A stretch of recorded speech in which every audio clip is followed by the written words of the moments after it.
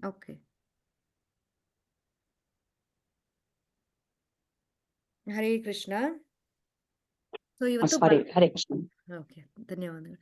So Balarama ಜಯಂತಿ ಅಂದ್ರೆ ಶ್ರಾವಣ ಮಾಸದ ಪೂರ್ಣಿಮಾ ಹುಣ್ಣಿಮೆಯ ದಿವಸವನ್ನು ಬಲರಾಮ ಜಯಂತಿಯಾಗಿ ನಾವು ಆಚರಿಸ್ತೇವೆ. ಸೊ ಕೃಷ್ಣ ಜನ್ಮಾಷ್ಟಮಿಯ ಅಂದ್ರೆ 8 ದಿವಸದ ಮೊದಲು ಬರೋದು ಇದು ಬಲರಾಮ ಜಯಂತಿ. ಅಂದ್ರೆ ಹುಣ್ಣಿಮೆಯಾಗಿ 8 ದಿವಸ ಆದ್ಮೇಲೆ ಕೃಷ್ಣ ಜನ್ಮಾಷ್ಟಮಿ ಬರುತ್ತೆ. ಸೊ ಕೃಷ್ಣ ಬರೋ ಮೊದಲು ಬಲರಾಮ ಬರೋದು. ಸೊ ನಮ್ಗೆ ಬಲರಾಮ ಅಂದ್ರೆ ಗುರು ತತ್ವವನ್ನು ಯಾವಾಗ್ಲೂ ನಮ್ಗೆ ಪ್ರತಿನಿಧಿಸ್ತಾರೆ ಬಲರಾಮ. ಸೊ ನಮ್ಗೆ ಯಾವ ತರ ಗುರು ಕೃಷ್ಣನ ಬಗ್ಗೆ ಮಾಹಿತಿಯನ್ನು ಕೊಟ್ಬಿಟ್ಟು ನಮ್ಗೆ ಅಂದ್ರೆ ಗುರುವಿಂದಾಗಿ ನಮ್ಗೆ ಕೃಷ್ಣ ಒಂದು ಇದು ಕೃಪೆ ನಮ್ಗೆ ಸಿಗತ್ತೆ. ಸೊ ಕೃಷ್ಣನ ಬಗ್ಗೆ ನಮ್ಗೆ ಹೇಳೋದು ಗುರು. ಅದೇ ತರ ಸೊ ಬಲರಾಮ ಫಸ್ಟ್ ಬರೋದು, ಕೃಷ್ಣ ನಂತರ ಬರೋದು. ಸೊ ಬಲರಾಮ ಯಾವಾಗ್ಲೂ ಗುರು ಅಂತ ನಾವು ಕನ್ಸಿಡರ್ ಮಾಡ್ತೀವಿ, ಆದಿ ಗುರು. ಸೊ ಭಾಗವತಂ 10ನೇ ಸ್ಕಂದದ 2ನೇ ಅಧ್ಯಾಯದ 13ನೇ ಶ್ಲೋಕದಲ್ಲಿ ಗರ್ಭ ಸಂಕರ್ಷಣಾತ್ವಂ ವೈ ಪ್ರಾಹು ಸಂಕರ್ಷಣಂ ಭುವಿ ರಾಮೇತಿ ಲೋಕರಮಣಾದ್ ಬಲಭದ್ರಂ ಬಲೋಚ್ಛಯಾತ್. ಸೊ ರೋಹಿಣಿಯ ಮಗನಾಗಿ ಅಂದ್ರೆ ಬಂದಿರೋದು ಬಲರಾಮ. ಆದ್ರೆ ಗರ್ಭ ಸಂಕರ್ಷಣ, ಸೊ ದೇವಕಿಯ ಗರ್ಭದಲ್ಲಿ ಫಸ್ಟ್ ಬಂದು ಪ್ಯೂರಿಫೈ ಮಾಡೋದು ಅಂತ ಹೇಳೋದು. ಅಂದ್ರೆ ಕೃಷ್ಣ ಬರೋ ಮೊದಲು ಪ್ಯೂರಿಫಿಕೇಶನ್ ಆಗ್ಬೇಕಲ್ಲ ಎಲ್ಲ ಕಡೆ. ಸೊ ಬಲರಾಮ ಬಂದ್ಬಿಟ್ಟು ದೇವಕಿಯ ಗರ್ಭದಲ್ಲಿ ಫಸ್ಟ್ ಕಾಣಿಸ್ಕೊಂಡ್ರು. ಅದಾದ್ಮೇಲೆ ಕೃಷ್ಣ ಹೇಳೋದು ಯೋಗಮಾಯಗೆ, ನೀನು ಇವಾಗ ಇದನ್ನ ದೇವಕಿಯ ಗರ್ಭದಿಂದ ನೀನು ಟ್ರಾನ್ಸ್ಫರ್ ಮಾಡಬೇಕು ರೋಹಿಣಿಯ ಗರ್ಭಕ್ಕೆ ಅಂತ ಹೇಳ್ಬಿಟ್ಟು. ಸೊ ಅದಕ್ಕೆ ಸಂಕರ್ಷಣ ಅಂತ ಹೇಳೋದು. ಆಮೇಲೆ ಬಲರಾಮನ ರಾಮ ಅಂತ ಕೂಡ ಕರೀತಾರೆ, ಯಾಕೆಂದ್ರೆ ರಾಮದ ಅಂದ್ರೆ ಆನಂದವನ್ನು ಕೊಡುವಂಥದ್ದು. ಸೊ ಎಲ್ಲಾ ಬ್ರಜವಾಸಿಗಳಿಗೆ ಆ ಗೋಕುಲವಾಸಿಗಳಿಗೆಲ್ಲ ಆನಂದವನ್ನು ಕೊಡುವಂಥವನು ಬಲರಾಮ ಅಂತ. ಆಮೇಲೆ ತುಂಬಾ ಇದು ಶಕ್ತಿಶಾಲಿ, ಅದಕ್ಕೆ ಬಲಭದ್ರ ಅಂತ ಕೂಡ ಹೇಳ್ತಾರೆ ಬಲರಾಮನ. ಸೊ ಬಲರಾಮ ಕೃಷ್ಣನಿಗೆ ಬೇರೆ ಬೇರೆ ರೀತಿಯಲ್ಲಿ ಸೇವೆಗಳನ್ನ ಮಾಡ್ತಾರೆ. ವಸುದೇವ ಕೃಷ್ಣನನ್ನು ಆ ಇದರಿಂದ ಜೈಲಿಂದ ಕರ್ಕೊಂಡು ಹೋಗ್ಬೇಕಂತಂದ್ರೆ ಅಂದ್ರೆ ಟ್ರಾನ್ಸ್ಫರ್ ಮಾಡ್ಬೇಕಾದ್ರೆ ಯಮುನಾ ನದಿ ಕ್ರಾಸ್ ಮಾಡ್ಬೇಕಾದ್ರೆ ಆಮೇಲೆ ಅಲ್ಲಿ ಮಳೆ ಜೋರಾಗಿ ಬರ್ತಾ ಇತ್ತು. ಸೊ ಅನಂತ ಶೇಷನಾಗಿ ಬಂದು ಛತ್ರಿ ಹಿಡಿದಿರೋ ತರ ಅಂದ್ರೆ ಆ ಮಳೆ ಜೋರಾಗಿ ಬರ್ತಾ ಇತ್ತು. ಸೊ ವಸುದೇವ ಆ ಮಗುನ ಹಿಡ್ಕೊಂಡು ನಡೀತಾ ಇರ್ಬೇಕಂತಂದ್ರೆ ಆದಿಶೇಷ ಆಗಿ ಅಂದ್ರೆ ಆ ಅಂಬ್ರೆಲಾದಾಗಿ ಅಂದ್ರೆ ಛತ್ರಿಯ ರೂಪದಲ್ಲಿ ಬಂದು ಅಲ್ಲಿ ಕೂಡ ಸೇವೆ ಮಾಡ್ತಾರೆ. ಪ್ರತಿಯೊಂದು ಯಾವಾಗ್ಲೂ ಬಲರಾಮ ಬೇರೆ ಬೇರೆ ಬೇರೆ ಎಕ್ಸ್ಟೆನ್ಷನ್ ಬೇರೆ ಬೇರೆ ರೂಪದಲ್ಲಿ ಕೃಷ್ಣನಿಗೆ ಸೇವೆಯನ್ನ ಸಲ್ಲಿಸ್ತಾರೆ. ಮುಂದಕ್ಕೆ ಅದರ ಬಗ್ಗೆ ನೋಡೋಣ ಜಾಸ್ತಿ. ಸೊ ಯೋಗಮಾಯವು ಅನಂತ ಶೇಷನನ್ನು ಅಂದ್ರೆ ಬಲರಾಮನನ್ನು ದೇವಕಿಯ ಗರ್ಭದಿಂದ ರೋಹಿಣಿಯ ಗರ್ಭಕ್ಕೆ ವರ್ಗಾಯಿಸಲಾಯಿತು. ಅಂದ್ರೆ ಕೃಷ್ಣ ಹೇಳಿರೋದು ಆತರ ವರ್ಗಾವಣೆ ಮಾಡು ಅಂತ ಹೇಳ್ಬಿಟ್ಟು ವರ್ಗಾಯಿಸಿದನು. 7 ತಿಂಗಳ ನಂತರ ಶ್ರಾವಣ ಮಾಸದ ಅತ್ಯಂತ ಮಂಗಳಕರ ಸಮಯದಲ್ಲಿ ರೋಹಿಣಿ ಭಗವಾನ್ ಬಲರಾಮನಿಗೆ ಜನ್ಮ ನೀಡಿದಳು. ಸೊ ಬಲರಾಮನ ತಾಯಿ ನಾವು ರೋಹಿಣಿ ಅಂತ ಹೇಳ್ಬೋದು. ಅವನ ಮೈ ಬಣ್ಣವು ಸುಂದರವಾಗಿತ್ತು, ಅಂದ್ರೆ ವೈಟ್ ಕಾಂಪ್ಲೆಕ್ಷನ್ ಅಂತ ಹೇಳ್ಬೋದು. ಕೃಷ್ಣ ಬಲರಾಮಿಗೆ ಏನ್ ಡಿಫ್ರೆನ್ಸ್ ಅಂತಂದ್ರೆ ಬರೀ ಕಲರ್ ಮಾತ್ರ ಡಿಫ್ರೆನ್ಸ್ ಅಂತ ಪ್ರಭುಪಾದರು ಹೇಳಿದ್ರು. ಒಂದ್ಸತಿ ಪ್ರಭುಪಾದ್ಗೆ ಕೇಳಿದ್ರಂತೆ, ಕೃಷ್ಣ ಮತ್ತು ಬಲರಾಮಲ್ಲಿ ಏನ್ ಡಿಫ್ರೆನ್ಸ್ ಇದೆ ಅಂತ. ಅದಕ್ಕೆ ಕೃಷ್ಣ ಬಲರಾಮ್ ಒಂದೇ, ಆದ್ರೆ ಕಲರ್ ಮಾತ್ರ ಅಷ್ಟೇ ಡಿಫ್ರೆನ್ಸ್. ಅಂದ್ರೆ ಇದೆ, ಅವನು ಹುಣ್ಣಿಮೆಯಂತೆ ಪ್ರಕಾಶಮಾನವಾಗಿ ಕಾಣುತ್ತಿದ್ದನು. ಅಂದ್ರೆ ಕೃಷ್ಣನ ಕಲರ್ ಶ್ಯಾಮವರ್ಣ, ಬಲರಾಮ ಅಂದ್ರೆ ಗೌರವರ್ಣ ಅಂತ ಹೇಳ್ಬೋದು. ಅವನ ಕಣ್ಣುಗಳು ಮಿಂಚಿನ ಹೊಳಪಿನಂತೆ ಅದ್ಭುತವಾಗಿದ್ದವು ಮತ್ತು ಅವನ ಕೂದಲು ಹೊಸ ಮೋಡದ ಬಣ್ಣವಾಗಿತ್ತು. ಆದರೆ ಸೂರ್ಯನಂತೆ, ಅಂದ್ರೆ ಇದು ಕನ್ನಡ ಟ್ರಾನ್ಸ್ಲೇಟರ್ ಅಲ್ಲಿ ಟ್ರಾನ್ಸ್ಲೇಟ್ ಮಾಡಿರೋದು, ಸರಿಯಾಗಿ ಟ್ರಾನ್ಸ್ಲೇಟ್ ಆಗಿಲ್ಲ. ಅಸಾಧಾರಣ ಸೌಂದರ್ಯ ಅಂತ ಹೇಳ್ಬೋದು ಬಲರಾಮಂದು. ಅಂದ್ರೆ ಸಂಕರ್ಷಣ ಅಂತ ಕೂಡ ಕರಿತೀವಿ. ಸೊ ಈಗ ನೀವು ನೋಡಿದ್ರೆ ಕೃಷ್ಣನಿಂದ ಬಲರಾಮ ಬರೋದು, ನೀವು ಚಾರ್ಟ್ ನೋಡಿದ್ರೆ ಬಲರಾಮದಿಂದ ಚತುರ್ವ್ಯೂಹ ಬರುತ್ತೆ. ಫಸ್ಟ್ ಚತುರ್ವ್ಯೂಹ ಅಂದ್ರೆ ಚತುರ್ವ್ಯೂಹ ಯಾವಾಗ್ಲೂ ಅಂದ್ರೆ 2 ಇರತ್ತೆ. ಅದರಲ್ಲಿ ಫಸ್ಟ್ ಚತುರ್ವ್ಯೂಹ ವಾಸುದೇವ, ಸಂಕರ್ಷಣ, ಪ್ರದ್ಯುಮ್ನ, ಅನಿರುದ್ಧ. ಸೊ ಇದು 4 ಚತುರ್ವ್ಯೂಹ ಬರೋದು ಬಲರಾಮನಿಂದ. ಮತ್ತೆ ಆ ಸಂಕರ್ಷಣದಿಂದ ನಾರಾಯಣ ಬರೋದು. ಮತ್ತೆ ಆ ನಾರಾಯಣದಿಂದ ಈ ದ್ವಿತೀಯ ಚತುರ್ವ್ಯೂಹ ಬರುತ್ತೆ. ಸಂಕರ್ಷಣ, ವಾಸುದೇವ, ಸಂಕರ್ಷಣ, ಪ್ರದ್ಯುಮ್ನ, ಅನಿರುದ್ಧ. ಮತ್ತೆ ಆ ಸಂಕರ್ಷಣದಿಂದ ಆ ಆ ಥರ ಅಂದ್ರೆ ಈ 2 ಸತಿ ಚತುರ್ವ್ಯೂಹ ಬರುತ್ತೆ. ಆದ್ರೆ ಇದು ಮೂಲ ಆದಿ ಸಂಕರ್ಷಣ. ಇದು ಬರೋದು ಬಲರಾಮನಿಂದ ಅಂತ ನಾವು ಹೇಳ್ಬೋದು. ಬಲರಾಮ ಮತ್ತು ಅವನ ಕಿರಿಯ ಸಹೋದರ, ಇವಾಗ ಕೃಷ್ಣ ಭೌತಿಕ ಜಗತ್ತಿನಲ್ಲಿ ಬಂದು ಲೀಲೆಗಳನ್ನ ಪ್ರಕಟಿಸಿದಾಗ, ಬಲರಾಮ ಕೂಡ ಅವ್ರ ಜೊತೆ ಇದ್ರು ಅಂತ. ಅಂದ್ರೆ ಇವಾಗ ಕೃಷ್ಣಂದ್ ಯಾವುದೇ ಲೀಲೆಗಳು ನೀವು ನೋಡಿ, ಆ ಗೋವುಗಳನ್ನ ಇದು ಮೇಯ್ಸಕ್ಕೆ ಹೋಗೋದು, ಆಮೇಲೆ ಗೋಪಾಲರ ಜೊತೆಯಲ್ಲಿ ಇರೋದು, ಆವಾಗ ಬಲರಾಮ ಕೂಡ ಪ್ರತಿಯೊಂದು ಲೀಲೆಗಳಲ್ಲೂ ಬಲರಾಮ ಕೂಡ ಅಲ್ಲಿ ಇರ್ತಾ ಇದ್ರು. ಬಲರಾಮ ಶಾಂತ ರಸದಲ್ಲಿ ಕೂಡ ಸೇವೆ ಮಾಡ್ತಾ ಇದ್ರು. ಶಾಂತ ರಸದಲ್ಲಿ ಅಂದ್ರೆ ಬೇರೆ ಬೇರೆ ಇವಾಗ ವಸ್ತುಗಳು ಬೇಕು ಅಥವಾ ಈ ಎಂಟೈರ್ ವ್ರಜ ಅದು ಕೂಡ ಒಂದು ಬಲರಾಮ ಅಂತಾನೆ ಹೇಳ್ಬೋದು. ಅಂದ್ರೆ ಎಕ್ಸ್‌ಪ್ಯಾನ್ಷನ್. ಆಮೇಲೆ ಏನೇನು ಸಾಮಗ್ರಿಗಳು ಕೃಷ್ಣನಿಗೆ ಯೂಸ್ ಮಾಡ್ತೀವಿ, ಆ ಕಿರೀಟ ಇರ್ಬೋದು, ಆಭರಣಗಳಿರ್ಬೋದು, ಹೂವಿನ ಹಾರ, ಅದೆಲ್ಲ ಕೂಡ ಅಂದ್ರೆ ಬಲರಾಮನಿಂದಲೇ ಬರೋದು ಅಂತ ಹೇಳ್ತಾರೆ. ಬಲರಾಮಂದೇ ಎಕ್ಸ್‌ಪ್ಯಾನ್ಷನ್ ಅಂತ ಹೇಳ್ತಾರೆ. ಈಗ ನಾವು ಕೃಷ್ಣನ ಪೂಜೆ ಮಾಡ್ಬೇಕಂತಾದ್ರೆ ಏನೇನು ಸಾಮಗ್ರಿಗಳು ಯೂಸ್ ಮಾಡ್ತೀವೋ, ಆಹ್, ಆ ದೀಪ, ಧೂಪ ಆಮೇಲೆ ಈ ಕರ್ ಕೀರ್ತನೆ ಮಾಡಕ್ಕೆ ಕರ್ತಾಲು, ಮೃದಂಗಂ, ಇದೆಲ್ಲನೂ ಬಲರಾಮಂದೇ ಎಕ್ಸ್‌ಪ್ಯಾನ್ಷನ್ ಅಂತ ಹೇಳ್ಬೋದು. ಅಂದ್ರೆ ಬಲರಾಮ ಬೇರೆ ಬೇರೆ ಬೇರೆ ರೀತಿಯಲ್ಲಿ ಅಂದ್ರೆ ರೀತಿಯ ಶಾಂತ ರೂಪದ ಎಕ್ಸ್‌ಪ್ಯಾನ್ಷನ್ ಅದು ಶಾಂತರಸದಲ್ಲಿ. ಕೃಷ್ಣನ ಸೇವೆಗೆ ಏನೇನು ಸಾಮಗ್ರಿಗಳು ಬೇಕೋ ಅದೆಲ್ಲ ಬಲರಾಮನೇ ಬಂದು ಅಲ್ಲಿ ಸೇವೆ ಮಾಡ್ತಾ ಇರೋದು. ಆಮೇಲೆ ದಾಸ್ಯ ರಸದಲ್ಲೂ ಕೂಡ ಮಾಡ್ತಾನೆ, ಸಾಕ್ಯ ರಸದಲ್ಲಿ ಕೂಡ ಮಾಡ್ತಾರೆ, ವಾತ್ಸಲ್ಯ ರಸದಲ್ಲಿ ಕೂಡ, ಮಾಧುರ್ಯ ಮಾಧುರ್ಯ ರಸದಲ್ಲಿ ಕೂಡ ಕೃಷ್ಣ ಅನಗಮಂಜರಿಯಾಗಿ ಅಲ್ಲಿ ಸೇವೆ ಮಾಡೋದು. ಸೊ ಬೇರೆ ಬೇರೆ ಎಲ್ಲಾ 5 ರಸದಲ್ಲೂ ಕೃಷ್ಣನ ಸೇವೆ ಮಾಡೋದು ಬಲರಾಮ ಒಬ್ಬನೇ ಅಂತ ನಾವು ಹೇಳ್ಬೋದು. ಸೊ ಇಲ್ಲಿ ಅಂದ್ರೆ ಎಲ್ಲಾ ಜೀವಿಗಳ ಮೋಕ್ಷಕ್ಕಾಗಿ ಅಂದ್ರೆ ಆ ಲೀಲೆಗಳೆಲ್ಲ ಮಾಡಿರ್ಬೋದು, ಮಾಡಿರ್ತಾರೆ. ಅದು ಅಸಾಮಾನ್ಯ ಚಟುವಟಿಕೆಗಳನ್ನು, ಅದು ನಮ್ಗೆ ನೋಡಕ್ಕೆ ಸಾಮಾನ್ಯ ಗೋಪಾಲಕರ ತರ ಕಾಣಿಸ್ಬೋದು. 5ನೇ ವರ್ಷ ದಲ್ಲಿ ಅಂದ್ರೆ ಕೃಷ್ಣ ಹಸುಗಳ್ನ ಮೇಯ್ಸಕ್ಕೆ ಅಂತ ಕಾಡಿಗೆ ಕರ್ಕೊಂಡು ಹೋಗ್ಬೇಕಂತಾದ್ರೆ, ಎಲ್ಲಾ ಗೋವುಗಳು ಅಂದ್ರೆ ಎಲ್ರು ಅವ್ರನ್ನ ಅಂದ್ರೆ ಹಿಂಬಾಲಿಸ್ತಾ ಇದ್ರು. ಗೋಪಾಲಕ, ಗೋರು. ಸೊ ಎಲ್ಲಾ ಇಡೀ ವೃಂದಾವನ್ನೇ ಅವರ ಪಾದದ ಹೆಜ್ಜೆ ಗುರುತಿನಿಂದ ಅಲಂಕರಿಸ್ತಾ ಇದ್ರು ಅಂತ ಹೇಳ್ಬಿಟ್ಟು. ಕೃಷ್ಣ ಮತ್ತು ಬಲರಾಮರು ಅವರ ಹೆಜ್ಜೆ ಗುರುತುಗಳಿಂದ ಭೂಮಿಯನ್ನು ಶುದ್ಧೀಕರಿಸಿದರು ಅಂತ. ಸೊ 5ನೇ ವರ್ಷ ಆದ್ಮೇಲೆ, ಸೊ ಕೌಮಾರ ಆದ್ಮೇಲೆ ಪೌಗಂಡ ಅಂತ ಬರುತ್ತೆ. ಕೌಮಾರ ಅಂತಂದ್ರೆ 1ರಿಂದ 5 ವರ್ಷ ಅಂತ ಹೇಳ್ಬೋದು. ಕಿಶೋರ ಸಾರಿ. ಅದು ಕೌಮಾರ. ಅದಾದ್ಮೇಲೆ ಪೌಗಂಡ. ಪೌಗಂಡ ಅಂತಂದ್ರೆ 5ನೇ ವರ್ಷ ನಂತರ 6ನೇ ವರ್ಷದಿಂದ 10ನೇ ವರ್ಷ ಅಂತ ಹೇಳ್ಬೋದು. ಆವಾಗ ಅವರಿಗೆ ರೆಸ್ಪಾನ್ಸಿಬಿಲಿಟಿ ಕೊಡಲಾಯಿತು. ಈ ಹಸುಗಳ್ನ ಚಿಕ್ಕ ಚಿಕ್ಕ ಹಸುಗಳ್ನ ಮತ್ತೆ ಕರ್ಕೊಂಡೋಗಿ ಅಂದ್ರೆ ಗೋಚರ ಅಲ್ಲಿ ಹೋಗ್ಬಿಟ್ಟು ಬೆಳಿಗ್ಗೆ ಕರ್ಕೊಂಡು ಹೋಗೋದು. ಅವರೆಲ್ಲ ತಿಂಡಿ ತಿನಿಸುಗಳನ್ನ ಕರ್ಕೊಂಡು ಹೋಗ್ಬಿಟ್ಟು ಅಲ್ಲಿ ಆಮ್, ಆ, ಕಟ್ಕೊಂಡು ಹೋಗ್ಬಿಟ್ಟು ಅಲ್ಲಿ ಕುತ್ಕೊಂಡು ಎಲ್ರ ಜೊತೆಗೆ ತಿನ್ನೋದು. ಆಮೇಲೆ ವಾಪಸ್ ಬರ್ತಾ ಸಾಯಂಕಾಲ ಆ ಗೂದೋಳಿ ಲಗ್ನ ಅಂತ, ಅಂದ್ರೆ ಗೂದೋಳಿ ಅಂತಂದ್ರೆ ಹಸುಗಳು ಬರ್ತಾ ಇರ್ಬೇಕಾದ್ರೆ ಎಲ್ಲ ಧೂಳು ಬರ್ತಾ ಇರತ್ತಂತೆ. ಆ ಲಗ್ನಕ್ಕೆ ಗೂದೋಳಿ ಲಗ್ನ ಅಂತ ಹೇಳ್ತಾರೆ. ಅವಾಗೆಲ್ಲರೂ ಕಾಯ್ತಾ ಇದ್ರು ಯಾವಾಗ ಕೃಷ್ಣ ಬಲರಾಮ ಮತ್ತೆ ಎಲ್ಲ ಗೋಪಾಲಕರು ವಾಪಸ್ ಬರ್ತಾರೆ ಅಂತ ಹೇಳ್ಬಿಟ್ಟು. ಸೊ ಇದು ಎಲ್ಲಾ ಲೀಲೆಗಳಲ್ಲೂ ಕೃಷ್ಣನ ಅಂದ್ರೆ ಗೋಚರ ಲೀಲೆಗಳಲ್ಲಿ ಬಲರಾಮ ಅವರ ಜೊತೆ ಇರ್ತಾ ಇದ್ರು. ಬಲರಾಮ ಶಕ್ತಿ, ಶೌರ್ಯ ಮತ್ತು ದೈವಿಕ ಗುಣಗಳು ಬಲರಾಮನಲ್ಲಿ ಇತ್ತು. ಅಂದ್ರೆ ತುಂಬಾ ಬಲ, ಶಕ್ತಿ ಮತ್ತು ಶೌರ್ಯ. ಸೊ ಬಲರಾಮನನ್ನ ಹಲಧರ ಅಂತ ಕೂಡ ಹೇಳ್ತಾರೆ. ಅಂದ್ರೆ ನೇಗಿಲು, ಹಲ ಅಂದ್ರೆ ನೇಗಿಲನ್ನ ಹೊತ್ಕೊಂಡಿರೋದು. ಆಮೇಲೆ ಗದೆ ಕೂಡ ಇರತ್ತೆ ಬಲರಾಮ ಹತ್ರ ಯಾವಾಗ್ಲೂ. ಆ ಸೊ ಬಲರಾಮನ ಬಲದೇವ ಅಂತ ಹೇಳ್ತಾರೆ, ಬಲಭದ್ರ ಅಂತ ಹೇಳ್ತಾರೆ, ಹಲಧಾರ ಅಂತ ಕೂಡ ಹೇಳ್ತಾರೆ. ನೇಗಿಲು ಮತ್ತು ಗದೆಯನ್ನು ಹೊತ್ಕೊಂಡಿರೋದು.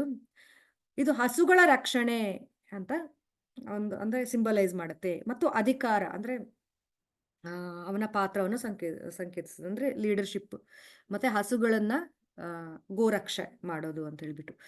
ಆಮೇಲೆ ಇವಾಗ ನೀವು ಏನಾದ್ರೂ ಒಂದು ವ್ಯವಸಾಯ ಮಾಡ್ಬೇಕಂತಂದ್ರೆ ಫಸ್ಟ್ ನೇಗಿಲು ಇಟ್ಕೊಂಡು ಅದನ್ನ ನಾವು ಅಂದ್ರೆ ಫಸ್ಟ್ ಕ್ಲೀನ್ ಮಾಡ್ತೀವಿ ಅಲ್ವಾ? ಅದೇ ತರ ನಮ್ನಲ್ಲಿ ಸ್ಪಿರಿಚುವಲ್ ಪ್ರೋಗ್ರೆಸ್ ಆಗ್ಬೇಕಾದ್ರೆ ಫಸ್ಟು ಪ್ಯೂರಿಫೈ ಆಗ್ಬೇಕು ನಮ್ದು. ಅಂದ್ರೆ ಸೊ ಗುರು ಬಂದ್ಬಿಟ್ಟು ನಮ್ಗೆ ಆ ಜ್ಞಾನ ಕೊಡ್ತಾರೆ. ಅದೇ ತರ ಬೀಜವನ್ನ ಬಿತ್ತಾರೆ ಅಂತ ಹೇಳ್ಬಿಟ್ಟು. ಆ ನೇಗಿಲು ಹಿಡ್ಕೊಂಡು ನಮ್ಮಲ್ಲಿ ಭಕ್ತಿಯ ಬೀಜವನ್ನು ಬಿತ್ತೋದು. ಅಂದ್ರೆ ಗುರುಗಳ ಗುರು ಸಹ ಅಂದ್ರೆ ಗುರು ನಮ್ಗೆ ಆ ಕೃಷ್ಣ ಪ್ರಸಾದ ಅಂದ್ರೆ ಕೃಷ್ಣ ಭಕ್ತಿಯ ಬೀಜವನ್ನು ನಮ್ಮಲ್ಲಿ ಬಿತ್ತೋದು.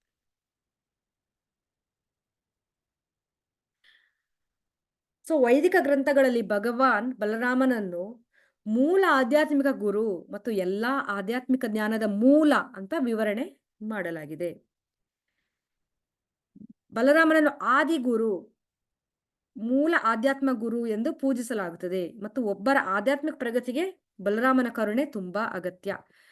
ಸೊ ನಮ್ಗೆ ಆ ಸ್ಪಿರಿಚುವಲ್ ಇದರಲ್ಲಿ ಆಧ್ಯಾತ್ಮಿಕದಲ್ಲಿ ಮುಂದೆ ಹೋಗ್ಬೇಕಂತಂದ್ರೆ ಬಲರಾಮನ ಕೃಪೆ ನಮ್ಗೆ ತುಂಬಾ ಬೇಕು. ನಾವು ಏನೇ ಇರ್ಲಿ ಫಸ್ಟ್ ನಾವು ಅಂದ್ರೆ ಗುರುವಿದು ಅನುಗ್ರಹ ಇದ್ರೆ ನಾವು ಮುಂದಕ್ಕೆ ಹೋಗ್ಬೋದು. ನಾವು ಏನೇ ಕೆಲಸ ಮಾಡ್ಬೇಕಾದ್ರೆ ಫಸ್ಟ್ ನಾವು ಗುರುಗೆ ನಾವು ಗುರುವನ್ನ ಸ್ಮರಿಸ್ಬಿಟ್ಟು ಮಾಡ್ತೀವಿ. ಈಗ ನಾವು ಅ ಯಾವುದೇ ಕ್ಲಾಸ್ ಸ್ಟಾರ್ಟ್ ಮಾಡೋ ಮೊದಲು ಕೂಡ ಓಂ ಅಜ್ಞಾನ ತಿಮಿರಾಂಧಸ್ಯ ಜ್ಞಾನಾಂಜನ ಶಲಾಕಯ ಅಂತ ಹೇಳ್ತೀವಲ್ಲ. ಸೊ ಆ ಅಜ್ಞಾನನ್ನ ನಮ್ಗೆ ಯಾರು ನಿವಾರಣೆ ಮಾಡ್ತಾರೆ? ಗುರುಗಳ ಸಹಾಯದಿಂದನೇ ತಾನೇ. ಸೊ ಗುರುಗಳು ನಮ್ಗೆ ಉಪದೇಶ ಕೊಟ್ರೆ ನಮ್ಗೆ ಅಜ್ಞಾನ ಎಲ್ಲ ಅಂದ್ರೆ ನಮ್ಗೆ ಆ ಕೃಷ್ಣನ ಬಗ್ಗೆ ನಮ್ಗೆ ಮಾಹಿತಿ ಸಿಗತ್ತೆ. ಸ್ಪಿರಿಚುವಲ್ ಜ್ಞಾನ ಕೂಡ ನಮ್ಗೆ ಗುರುನೇ ಕೊಡೋದು. ಸೊ ಆ ಗುರುಗಳ ಕರುಣೆ ಇದ್ರೆ ಮಾತ್ರ ನಮ್ಗೆ ಸಾಧ್ಯ ಆಗುತ್ತೆ. ಅದೇ ತರ ಈ ಬಲರಾಮ ಆದಿಗುರು ಅಂತ ಹೇಳಿದ್ದಾರೆ ವೈದಿಕ ಗ್ರಂಥಗಳಲ್ಲಿ. ಸೊ ಬಲರಾಮನ ಕೃಪೆ ನಮ್ಗೆ ಬೇಕು. ನಾವು ಬಲರಾಮ ಜಯಂತಿ ಯಾಕೆ ಆಚರಣೆ ಮಾಡಬೇಕು ಅಂತಂದ್ರೆ, ನಮ್ಗೆ ಈ ಸ್ಪಿರಿಚುವಲ್ ಪ್ರಾಕ್ಟೀಸಲ್ಲಿ ನಮ್ಗೆ ಕೃಷ್ಣನ ಬಗ್ಗೆ, ಕೃಷ್ಣ ಭಕ್ತಿಯಲ್ಲಿ ನಮ್ಗೆ ಮುಂದಕ್ಕೆ ಹೋಗ್ಬೇಕಂತಂದ್ರೆ ಬಲರಾಮನ ಕೃಪೆ ಇದ್ರೆ ಮಾತ್ರ ಸಾಧ್ಯ ಆಗತ್ತೆ. ಸೊ ಗುರು ನಮ್ಗೆ ಬೇಕು. ಸೊ ಬಲರಾಮ ಆದಿಗುರು.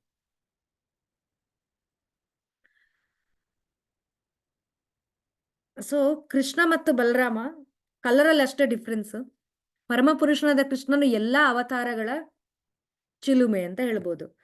ಸೊ ಅಂದ್ರೆ ಕೃಷ್ಣನಿಂದ ಬಲರಾಮ ಬರೋದು. ಬಲರಾಮನಿಂದ ಆಮೇಲೆ ಎಲ್ಲಾ ಎಕ್ಸ್‌ಪಾನ್ಷನ್ಸ್ ಬರೋದು. ಎಲ್ಲಾ ವಿಷ್ಣು ಪುರುಷ ಅವತಾರ ಇರ್ಲಿ ಅಥವಾ ಯಾವುದೇ ಫಾರ್ಮ್ ಇರ್ಲಿ ಅದೆಲ್ಲ ಬಲರಾಮನಿಂದ ಬರೋದು. ರೂಪದಲ್ಲಿ ಮಾತ್ರ ಭಿನ್ನ. ಆದ್ರೆ ಕೃಷ್ಣನ ಫಸ್ಟ್ ಎಕ್ಸ್‌ಪಾನ್ಷನ್ ಬಲರಾಮ. ಸೊ ಕೃಷ್ಣನ ಎಲ್ಲಾ ಲೀಲೆಗಳಲ್ಲಿ ಬಲರಾಮ ಸಹಾಯ ಮಾಡ್ತಾನೆ. ಇಡೀ ಆಧ್ಯಾತ್ಮಿಕ ಪ್ರಪಂಚದ ಮೂಲ ಅಂತ ಹೇಳ್ಬೋದು. ಎಂಟೈರ್ ಸ್ಪಿರಿಚುವಲ್ ವರ್ಲ್ಡ್ ಇದ್ರದ್ದು ಮೂಲನೇ Balarama. Spiritual world, material world ಎಲ್ಲದ್ರದ್ದೂನು ಅಂದ್ರೆ ಕೃಷ್ಣ ಕರೆಕ್ಟ್. ಕೃಷ್ಣನೇ ಮೂಲ ಹೌದು. ಆದ್ರೆ ಕೃಷ್ಣನಿಂದ ಬಲರಾಮ ಬರೋದು. ಆಮೇಲೆ ಬಲರಾಮನಿಂದ ಎಲ್ಲ ಎಕ್ಸ್‌ಪ್ಯಾನ್ಷನ್ ಬರೋದು. ಆಮೇಲೆ ಈ ಎಂಟೈರ್ ಬ್ರಹ್ಮಾಂಡವನ್ನು ಆದಿಶೇಷ ತಲೆ ಮೇಲೆ ಇದೆ ಅಂತ ಹೇಳ್ತಾರೆ. ಸೊ ಎಲ್ಲ ಫುಲ್ ಬ್ರಹ್ಮಾಂಡವನ್ನೇ ಹೊತ್ಕೊಂಡಿರೋದು ಆದಿಶೇಷ. ಬಲರಾಮನು ನಿರಂತರವಾಗಿ ಶ್ರೀಕೃಷ್ಣನ ಸೇವೆಯನ್ನು ಪ್ರತಿಯೊಂದು ರೂಪದಲ್ಲೂ, ಪ್ರತಿಯೊಂದು ವಿಷಯದಲ್ಲೂ ಮಾಡ್ತಾ ಇರ್ತಾನೆ ಅಂತ ಹೇಳ್ಬೋದು. ರಾಮಲೀಲೆಯಲ್ಲಿ ಬಲರಾಮ ತನ್ನ ಅಂದ್ರೆ ಲಕ್ಷ್ಮಣನಾಗಿ ಬಂದಿರೋದು, ಕಿರಿಯ ಸೋದರನಾಗಿ ಬಂದಿರೋದು, ತಮ್ಮನಾಗಿ. ಕಲಿಯುಗದಲ್ಲಿ ಆ ಚೈತನ್ಯ ಸಂಕೀರ್ತನ ಮೂವ್‌ಮೆಂಟ್ ಅವರು ಶುರು ಮಾಡಿದಾಗ, ಅಂದ್ರೆ ಕೃಷ್ಣನೇ ಭಕ್ತನ ಅವತಾರವಾಗಿ ಬಂದಾಗ ಚೈತನ್ಯ ಮಹಾಪ್ರಭುವಾಗಿ ಬಂದಿರೋದು. ಆವಾಗ ಬಲರಾಮ ನಿತ್ಯಾನಂದ ನಿತ್ಯಾನಂದ ಪ್ರಭುವಾಗಿ ಬಂದ್ಬಿಟ್ಟು ಹರಿನಾಮವನ್ನು ಪ್ರಚಾರ ಮಾಡಕ್ಕೆ ಹೆಲ್ಪ್ ಮಾಡ್ತಾರೆ. ಸೊ ಯಾವಾಗ್ಲೂ ಕೃಷ್ಣನ ಸೇವೆಯಲ್ಲಿ ಹೆಲ್ಪ್ ಮಾಡೋದು. ಅಲ್ಲಿ ಕೂಡ ನಿತ್ಯಾನಂದರಾಗಿ ಬಂದಾಗ ಅವರು ಚೈತನ್ಯ ಮಹಾಪ್ರಭುನ ಸಂಕೀರ್ತನೆ ಇದಕ್ಕೆ ಚಳುವಳಿಗೆ ಅವರು ಹೆಲ್ಪ್ ಮಾಡಿರೋದು. ಸೊ ಯಾವಾಗ್ಲೂನು ಸೇವಾ ಮನೋಭಾವದಲ್ಲಿ ಇರೋದು ಬಲರಾಮ.